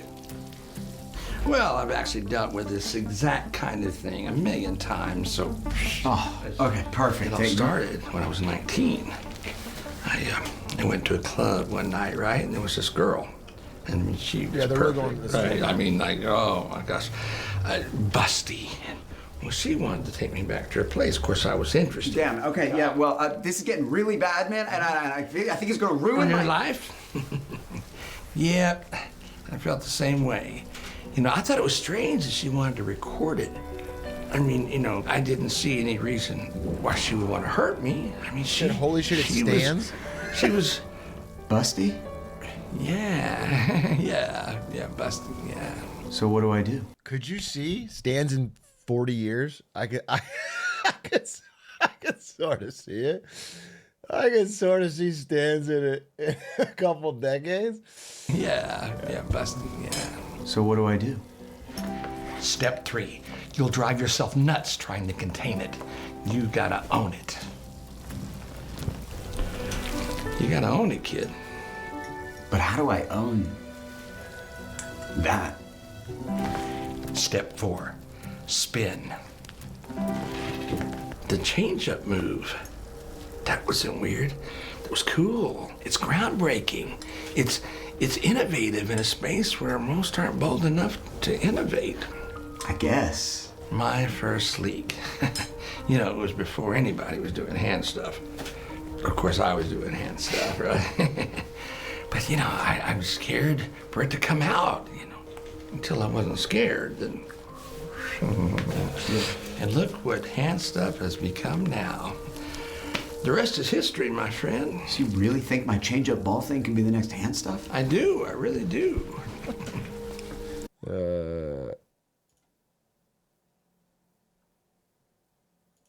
What about... What about...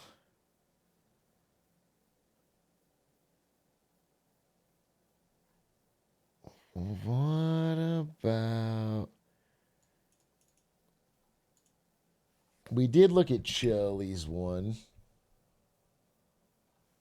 MFs with fake jobs love shit like that. Just sign the paper, little bro.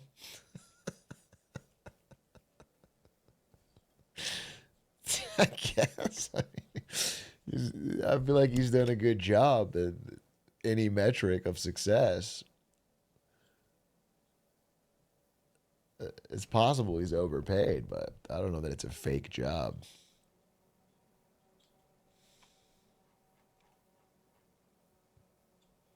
Check my DMs later. I got wicked cool news. Wicked cool news? I'll check the DMs now. Wicked cool news. You don't have wicked cool news. You have a task for me. Oh, never mind. I got baited. Whoa! That is cool news. He added it. He added something new. Oh, that is cool news. Yeah, sick. I'll talk to you after the stream. Cool. That is cool news. Sheesh.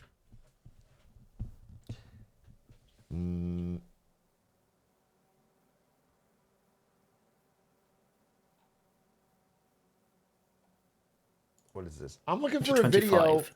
I want to learn something. I want to learn something. Something crazy. Something wild. I like that Wall Street Journal video. I'm looking for something with a little bit of oomph.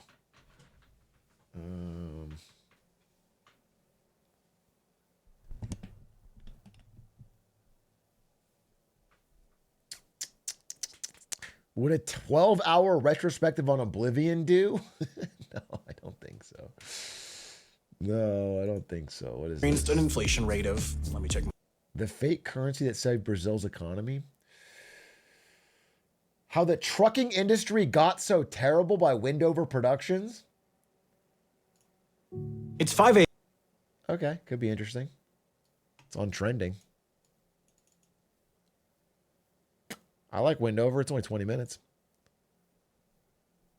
We love Windover, don't we, folks? Don't we, folks? Folks, Windover, good man.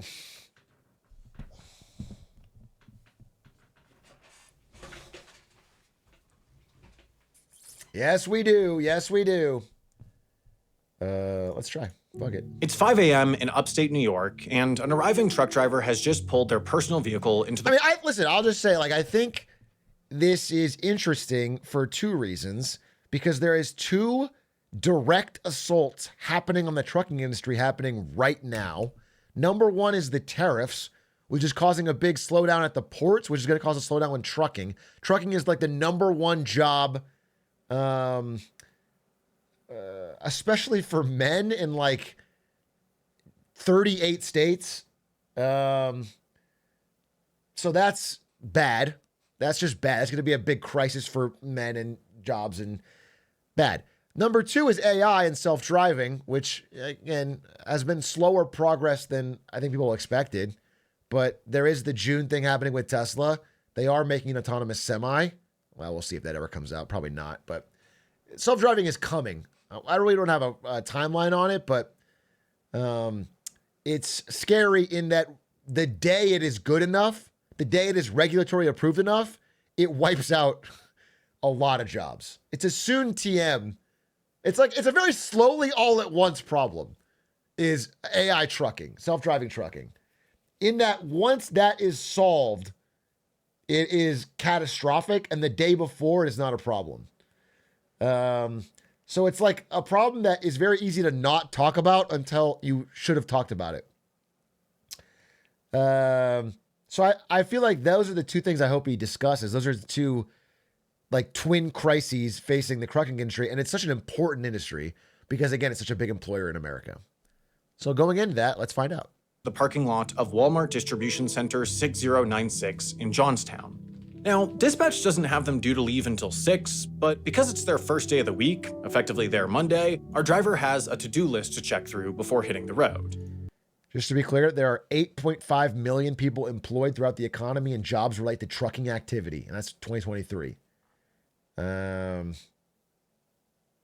are 3.54 million truck drivers directly employed. It is, again, the number one job in, I believe, 30-something states. I don't know the exact number. So it's a big deal. First, laundry. For fleet drivers, distribution centers, or DCs, function as... 12 more seconds, let's fucking go. Point Crow, shut up. Hey, guys, can you all at Point Crow and bully him into doing a video with me? I want to do a video called The Economy of Pokemon Makes No Sense. But I need someone who knows Pokemon. And I want to bully Point Crow into doing it. I think it'd be such a fire video. You said yes already? Fake news. That's not how I remember it. Fake news, bro. I think you hit me with a, oh yeah, that sounds like a good idea. Like, you should really do that. That's what I heard. That's the idea I heard. And then you walked away and fucking took the ball. Okay? That's the vibe I got. Show the DMs. This is in person. We were playing basketball. This is the get to work all over again. Okay, that one I'll take the blame for. All right, well, good. We should work. I think it'd be such a fun video. I think it would go dumb nuts hard. All right, I forgot what he was saying, so let's back up a second. Laundry. For driver has a to-do list to check through before hitting the road. First, laundry. For fleet drivers, distribution centers, or DCs, function as home bases. Facilities where they can get paperwork from dispatchers, grab coffee, cook a meal, you work even here, take a shower. Dispatch center? After a locker room stop for fresh uniforms for the... Sorry, I hate to pause again, but I want to ask if anyone in chat has worked as a trucker.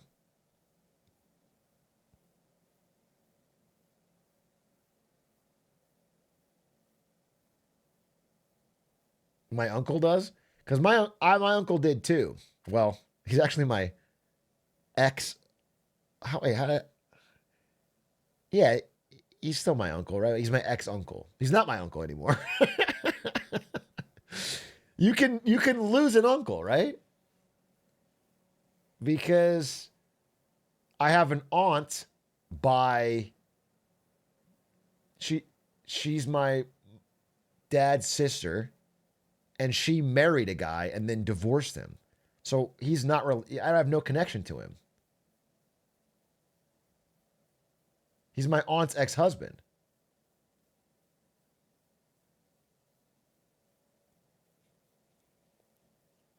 He's not an uncle. He's an uncle. He's an uncle.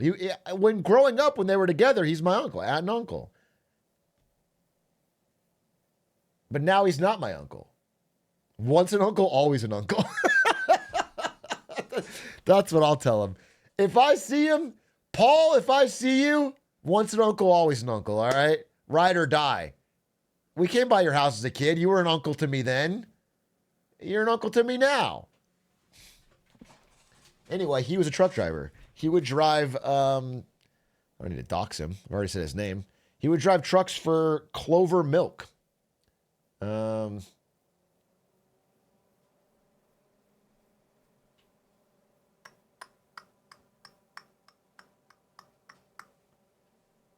Week, it's to the dispatch office to find out the day's itinerary and which trailer they're hooking at which dock. Paperwork secure, now to the truck.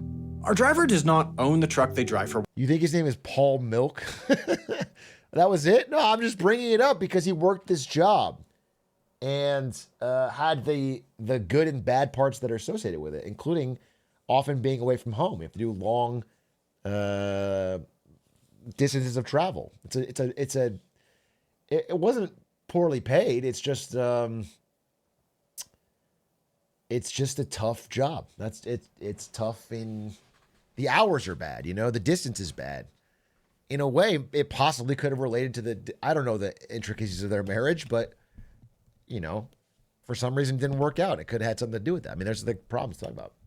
Walmart, but rather is assigned one. And being off for the last 2 days, another driver has been using it. This in the industry is called slip seating.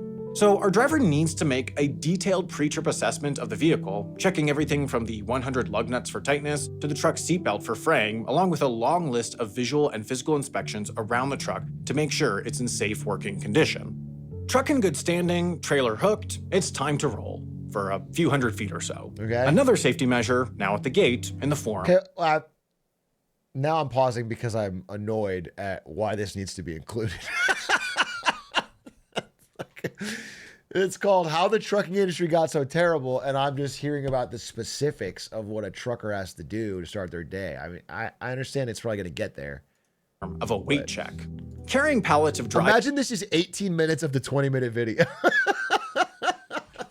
It's just like every single step a trucker has to take in order to get to the... You know, I want food. The trailer shouldn't be sneaking up on any legal limits, but it's still required to check. Do you guys think we should start over? And just, I don't know if there's anything we missed. I feel like we've been dicing it up. We don't have a clean slate. I feel like we should just get. But if we start over, I should have to pause and tell you about my Uncle Paul again. Ex-uncle. After clearing the gate, our trucker is off just before 6. Finally, they're free to start earning some money. Trucking for Walmart, or really for any company, is compensated not by time, but by distance and what's completed within that time. It's by and large a job by the mile. At a rate on the low end of Walmart's range due to the regional scope of their job, our driver pulls into the back of the Evans Mill Walmart Supercenter at around 9 a.m., some $68.75 richer. A comparatively open lot with 6 separate truck docks, this could be a relatively... You know, if there was a world where they had a tracker on your truck that tracked the distance and you were paid by that, then theoretically, you could go to a garage, have your truck lifted, and then floor it at full speeds. Like 200, 300 miles per hour, and spin that up to make absolutely absurd amounts of money.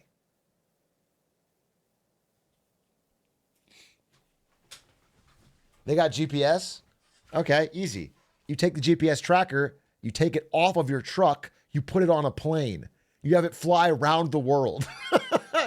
Suddenly your paycheck is fucking tripled. You're making big fucking fat stacks.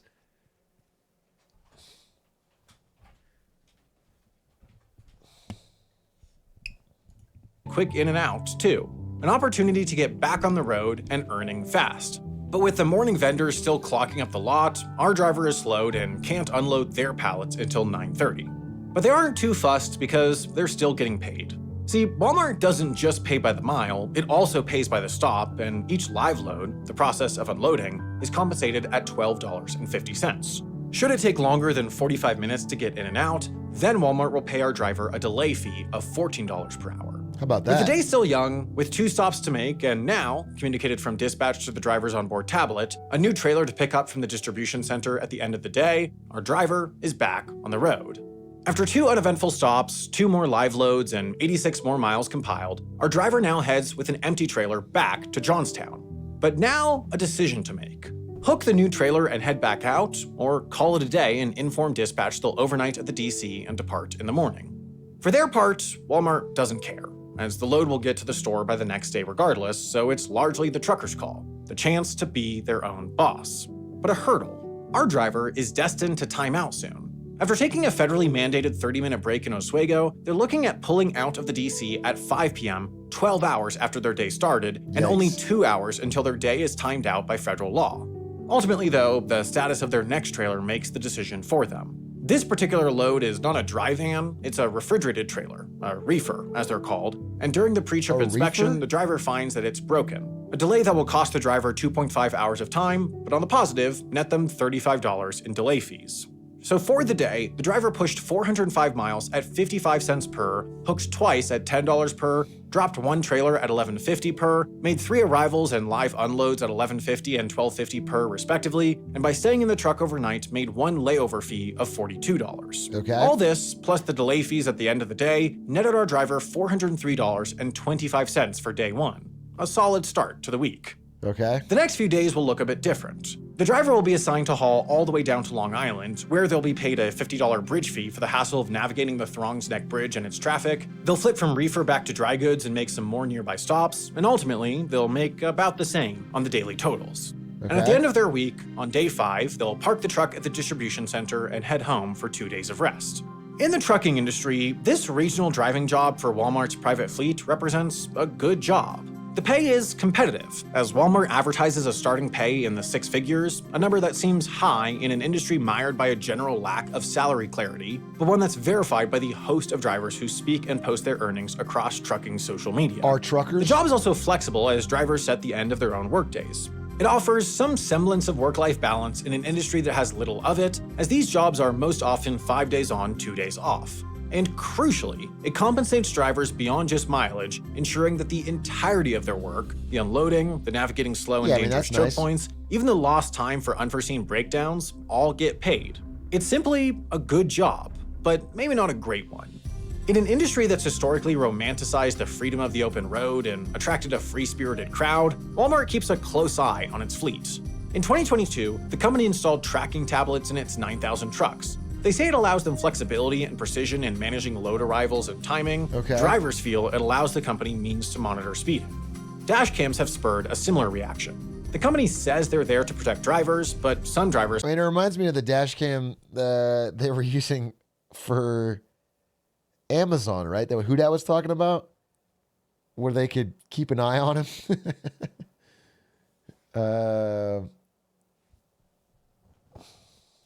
Feel they're an invasion of privacy. And while not a stated policy, there's rumor that Walmart officials often monitor their drivers' pre-trip checks and generally micromanage the lot. To some drivers, it's all too much. To others, it's the price you pay to drive for pretty fair compensation and a steady job. All jobs have downsides though, and this one is no different. It's not perfect for most, but it's good. Thing is, it's a really hard one to get. Whether Walmart micromanages... That guy that just popped up in the bottom right, sorry to pause, but that was my little brother playing Elder Scrolls Oblivion Remastered. I distinctly remember us fighting in a loud screaming match over who got to play Oblivion on the Xbox when it came out. I mean, it was a constant struggle. We fought as kids over that so hard. 1 Xbox, 1 copy of the game.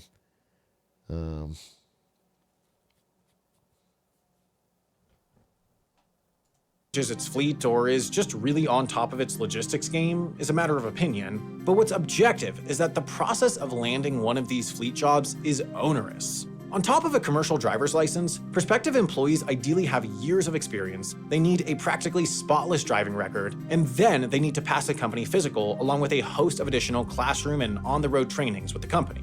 This is the current state of trucking in the US in a nutshell. There are some good jobs, but they're increasingly hard to come by and increasingly competitive to secure. Okay. What is now considered good used to just be the norm. The earliest days of the American long-haul trucking industry that's better paralleled jobs the right stagecoach now. industry than trucking of today. I would say that's just jobs. That's the most industries right now in America. Is people's standard is almost dropped to where like stability in a job is seen as like this massive plus. Like they'll take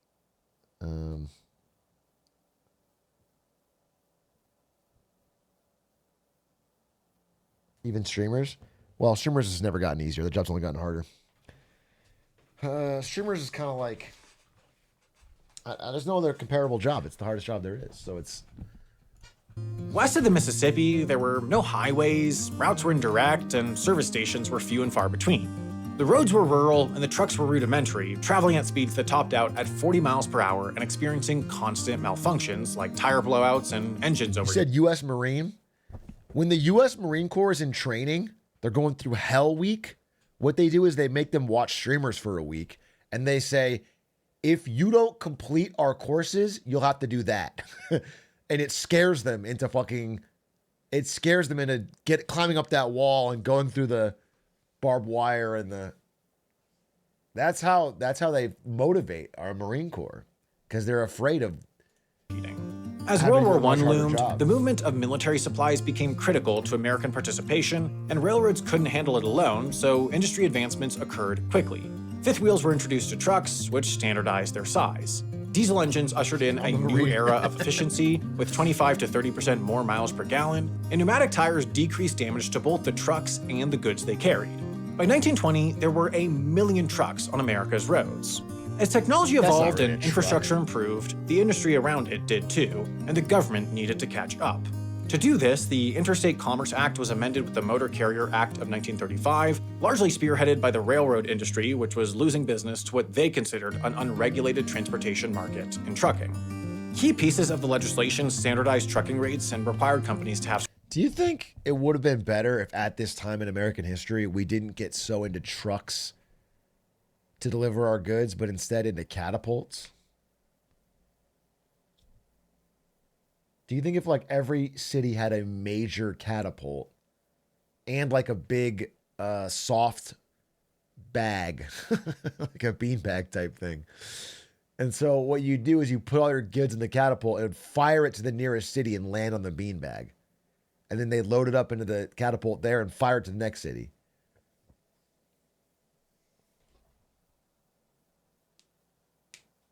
That would be fucking sick. That's what I'm saying. And technically you could, if you had the right case, could also ride in the catapult. Certificates. Companies previously in operation, like Alco, were grandfathered in though, and automatically awarded a certificate, making it very difficult for any new carriers to enter the market. They had to prove there was a need not being met to even be considered. The United Parcel Service, which started in Seattle in 1907 with deliveries on foot and bicycle, ultimately benefited from this legislation. When the company was founded, it specialized in retail deliveries exclusively in Seattle and eventually in Oakland, California. But as it expanded to here and here and here, introducing consolidated carrier shipping, it eventually fell into the jurisdiction of the ICC. Okay. So when the 1935 Act was introduced, UPS had a unique grasp on several key markets in the United States, and it held on to that tightly over the decades when others couldn't directly compete. Additionally, rate bureaus were set up to standardize regional transport costs and to restrict what a truck could actually carry, paralleling similar regulations in the rail industry. Truckers were told what they could carry, where they could carry it, and how much they could charge for that service. Sure. So this farmer in Florida, for example, was allowed to transport their own fruits and vegetables to Cincinnati, Ohio, but could not carry alcohol from a company in Covington, Ohio back to Florida because he wasn't permitted to take loads for hire and, as a produce carrier, was not allowed to transport alcohol. What started as a way to control the market and even the playing field to the benefit of both drivers and companies ultimately made trucking more expensive for the consumer. Freight rates were an estimated 1/3 to half higher due to the regulations. Frustrations mounted, but then everything changed in the era of deregulation. The Motor Carrier Act of 1980 represented an almost full repeal of all regulations set more than 4 decades earlier. Now truckers could drive where they wanted, transporting what they wanted, and charging more or less for it. And new carriers could enter the market with essentially unfettered access, and a new era in American trucking was born. Workers flocked to the industry. The number of truckers nearly doubled between 1977 and 1996, from 1.1 million to 1.9 million, and at the same time, the number of distinct trucking companies also quickly grew from around 20,000 in 1980 to more than 500,000 in 2024. The floodgates opened on the industry, and while it was awash in labor and employment options, the sharp increase in competition led to lower wages and a loss in union power. Though consumers and companies benefited from cheaper prices and an explosive growth market, it all came at a cost to one party in particular, the drivers. In this flooded, lightly regulated post-1980 reality, there exists a fundamental and unshakable paradox. Trucking has never been so in demand in the US, and yet it has never been such a bad job. Trucking can be classified in a few different ways. By distance, from local to long haul; by load, from fracking sands for oil fields to consumer goods from warehouses; by carrier, from one-person operation to a slip-seat fleet; or by licensure, CDL Class A, B, or C. But to understand what happened to the job itself, it's best to consider how a trucker of any classification files their taxes, whether they're getting a 1099 or a... Wait, what? Okay. All right, we had to do the checklist. Now I have to see that taxes are filed by truckers. W-2. In 2022, there were a total of 3.5 million truckers in the US. Of that, 1.7 million, or nearly half, were owner-operators. That means they're truckers in the most mythologized Wild West style imaginable. They own and maintain their rigs, they make their own schedules, and carry what they want to when they want to. This is how I picture my chatters. I picture most of you are long-haul truckers who maintain your own rigs. And all of you are like cruising down the freeway, hauling a big rig while also typing in chat. I feel like I go for a mostly trucker-based audience. Their own boss, or at least in theory. Today, trucks are prohibitively expensive and consumer demands are greater than ever. Precision and speed in logistics are no longer add-on benefits, they're assumed qualities. So of the 1.7 million owner-operators, only 44% actually drive under their own direct authority, while 45% lease their time to a motor carrier company. This means 765,000 truckers, or over 20%. Dude, what if we built a really... I think trucking's fucking sick. What if we built like a really fucking long truck with like 100 flatbeds on it, and then even like put it on a track or something? And then you could move that all in one consistent direction across the country.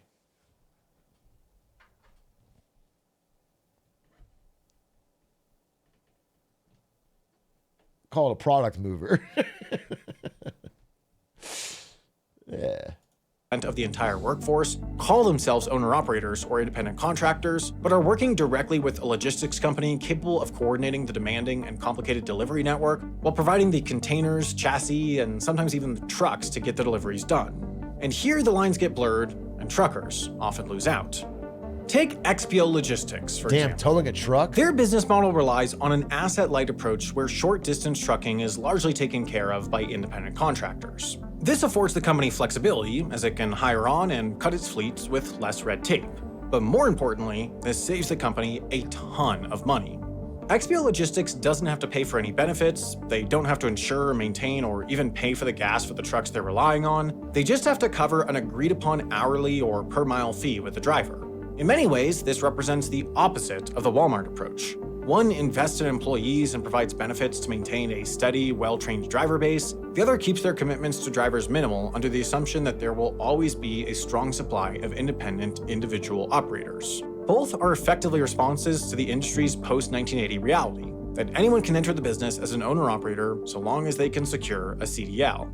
The downsides of the leased-out independent contractor approach are most acutely felt in America's largest ports. Driving cargo freight from a boat in Long Beach Harbor to a warehouse somewhere east of LA as an independent contractor, for instance, is nothing short of a bad job. Average port traffic is usually an hour plus. Navigating the port can be difficult. Getting in the wrong queue can result in hours of additional delay. Bathrooms can be hard to find. And all the time a trucker is sitting, waiting, and burning fuel, they aren't getting paid. During the COVID-fueled consumer boom where docks and ports were making daily news because of stacking delays, drivers were waiting up to 6 hours to pick up their freight, at which point they'd get turned around at the docks because they wouldn't be able to deliver within the 11-hour driving window. A workday with expenses, but no pay. While traffic has normalized since, the job hardly produced a living wage before the pandemic. For an independent contractor with costs factored in, this 2019 California Berkeley study put the median income for a port driver at just $28,000 a year. Brutal for a job that almost certainly far exceeds the standard 40-hour workweek. For a decade now, labor groups, the Teamsters, drivers, and lawyers have been questioning the notion as to whether it's even fair to call these employees independent contractors to begin with. Their work for companies like XPO, after all, with rigorous and specific requirements, with truck tracking and XPO-owned chassis, doesn't seem so independent, they argue. Recently, courts have come to agree, and legislators have worked to address this. But beyond the settlements that XPO has paid out over misclassification, or the attention it has garnered from the federal government, perhaps the clearest indicator that much of independent trucking has turned into just a flat-out bad job is the turnover. Trucking has a staggering 90% turnover rate at large long-haul carriers. 90% of drivers leave a given company within a given year, so while legally dubious to outright illegal misclassification explains some of the industry's issues, it's more structural than that. Far from the California coast and deep in West Amazon has similar turnover though. Same thing. It's just a job that fucking sucks. Texas is the Permian Basin, the very heart of America's boom-bust oil and fracking industry. Generally, the oil industry requires a lot of sand, which requires a lot of trucks to move sand from mine to rig. And within I saw a breakdown of the cost of repairs people lost money working. Yeah, I mean, it happens with Uber drivers where when they factor in the costs of, maintenance, gas, repairs, everything, it like they're barely profiting. Like the numbers they think they're making are not netting out. I'll talk with an Uber driver. An Uber driver had a notebook where he kept track of it all, and he was explaining it to me, and he was telling me how, like, yeah, when he does the math, it's like his hourly is pretty bad. In this A to B process appears a clear misalignment in incentives between truck drivers and truck employers. As the job postings would suggest, employers need a lot more truckers in the basin. And for their part, they're offering staggering pay ranges, some listed at $25,000 a month or $9,000 a week. But those numbers are rough estimations under the most generous interpretation. Looking at more details, IBS Teams, for example, infers that a driver could make $1,200 a day, so in theory they could get close to pulling $8,500 in a particularly productive week.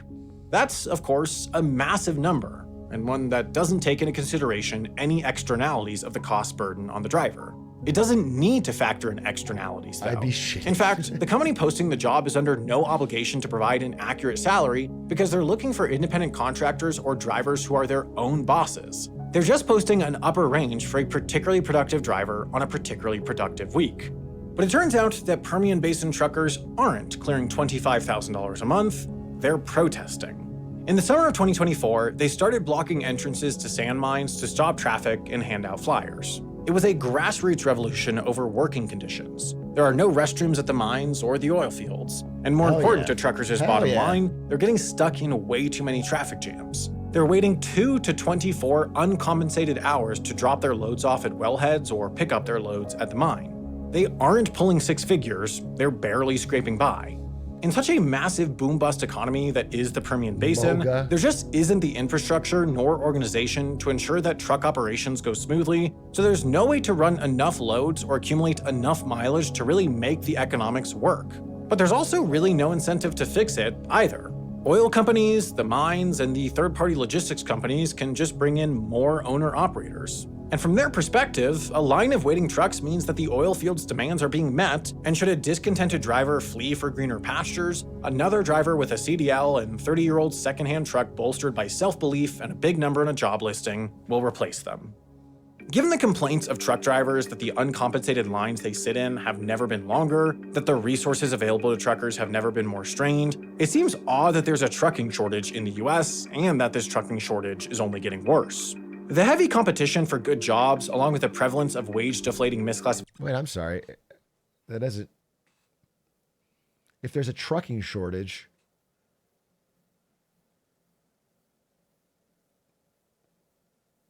if there's a trucking shortage, then they shouldn't be able to do those things. Because there's not a steady supply of new owner operators to fill in.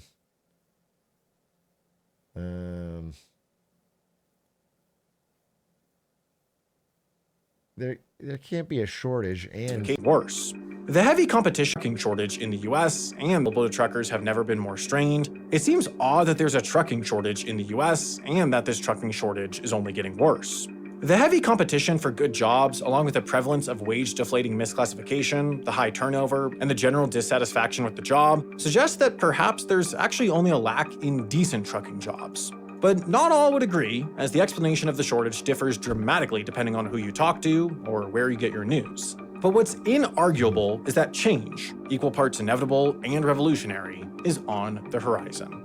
In late 2024, the Permian Basin marked a milestone for autonomous trucking with the commercial launch of 2 fully driverless sand hauling trucks running routes along quiet, private roads. Not far behind, a rival company has set its sights on fully autonomous trucking back and forth between Houston and Dallas starting in April 2025. With the upsides so glaringly obvious with automation, the cost savings, the heightened efficiency, even the potential step up in safety, trucking is destined to go driverless in the near future. But that future won't replace the current realities overnight.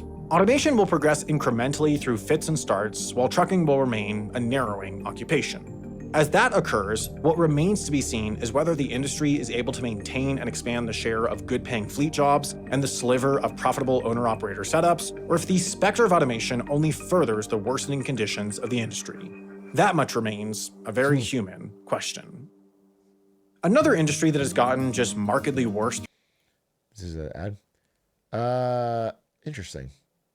I gotta be honest with you. I mean, no disrespect, the video was interesting, but I feel like the part I was interested in was in right here. This felt like a YouTube video where the part about how the trucking industry was like 2 minutes, and then all this was like setup and history, and but that's fine. I still got something out of it. I'm gonna play a little Blueprints. I'm gonna play Blueprints.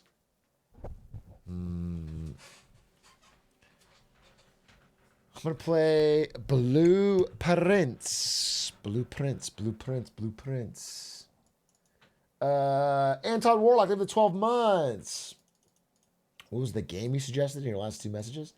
You suggested Gorgoa. I don't know what that is. But I will tell you what game I do love is Blueprints. I've been playing it almost every day. I really fucking enjoy it. We made big progress yesterday. Huge progress.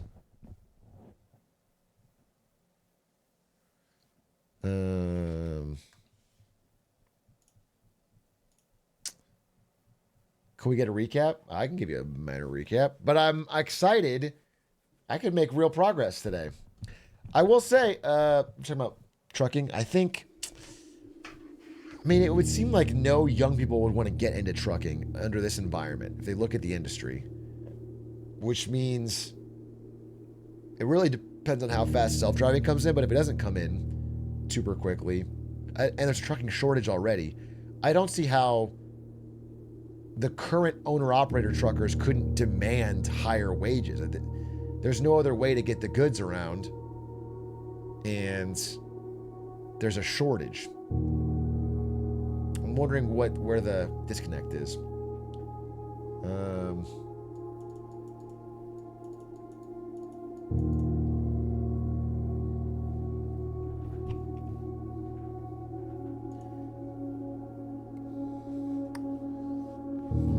No union, even without a union. I mean, I think they should get a union, but even without a union, I just don't see how with a massive shortage, there's not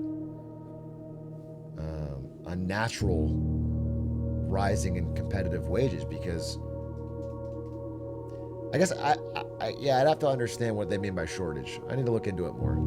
If there's like not enough truckers for the truck jobs, then naturally the wages will go up because the companies are sitting with shit on their lot they can't use. But what it sounds, I have to learn to understand. I have to learn more about it.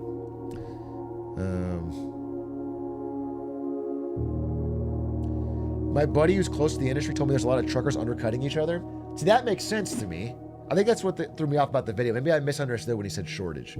Shortage of good trucking jobs, but it sounds like there's no shortage of truckers. In fact, we're flooded with truckers, and they're constantly undercutting each other. Is what it feels like. But I'm confused. If there was more demand for truckers than trucker supply existed, then it wouldn't, whether they unionized or not, their wages would go up. Similar to the way, like, there's not a union for computer science graduates in 2014, but their wages rose dramatically. It would, you know what I'm saying? It would just naturally happen. But,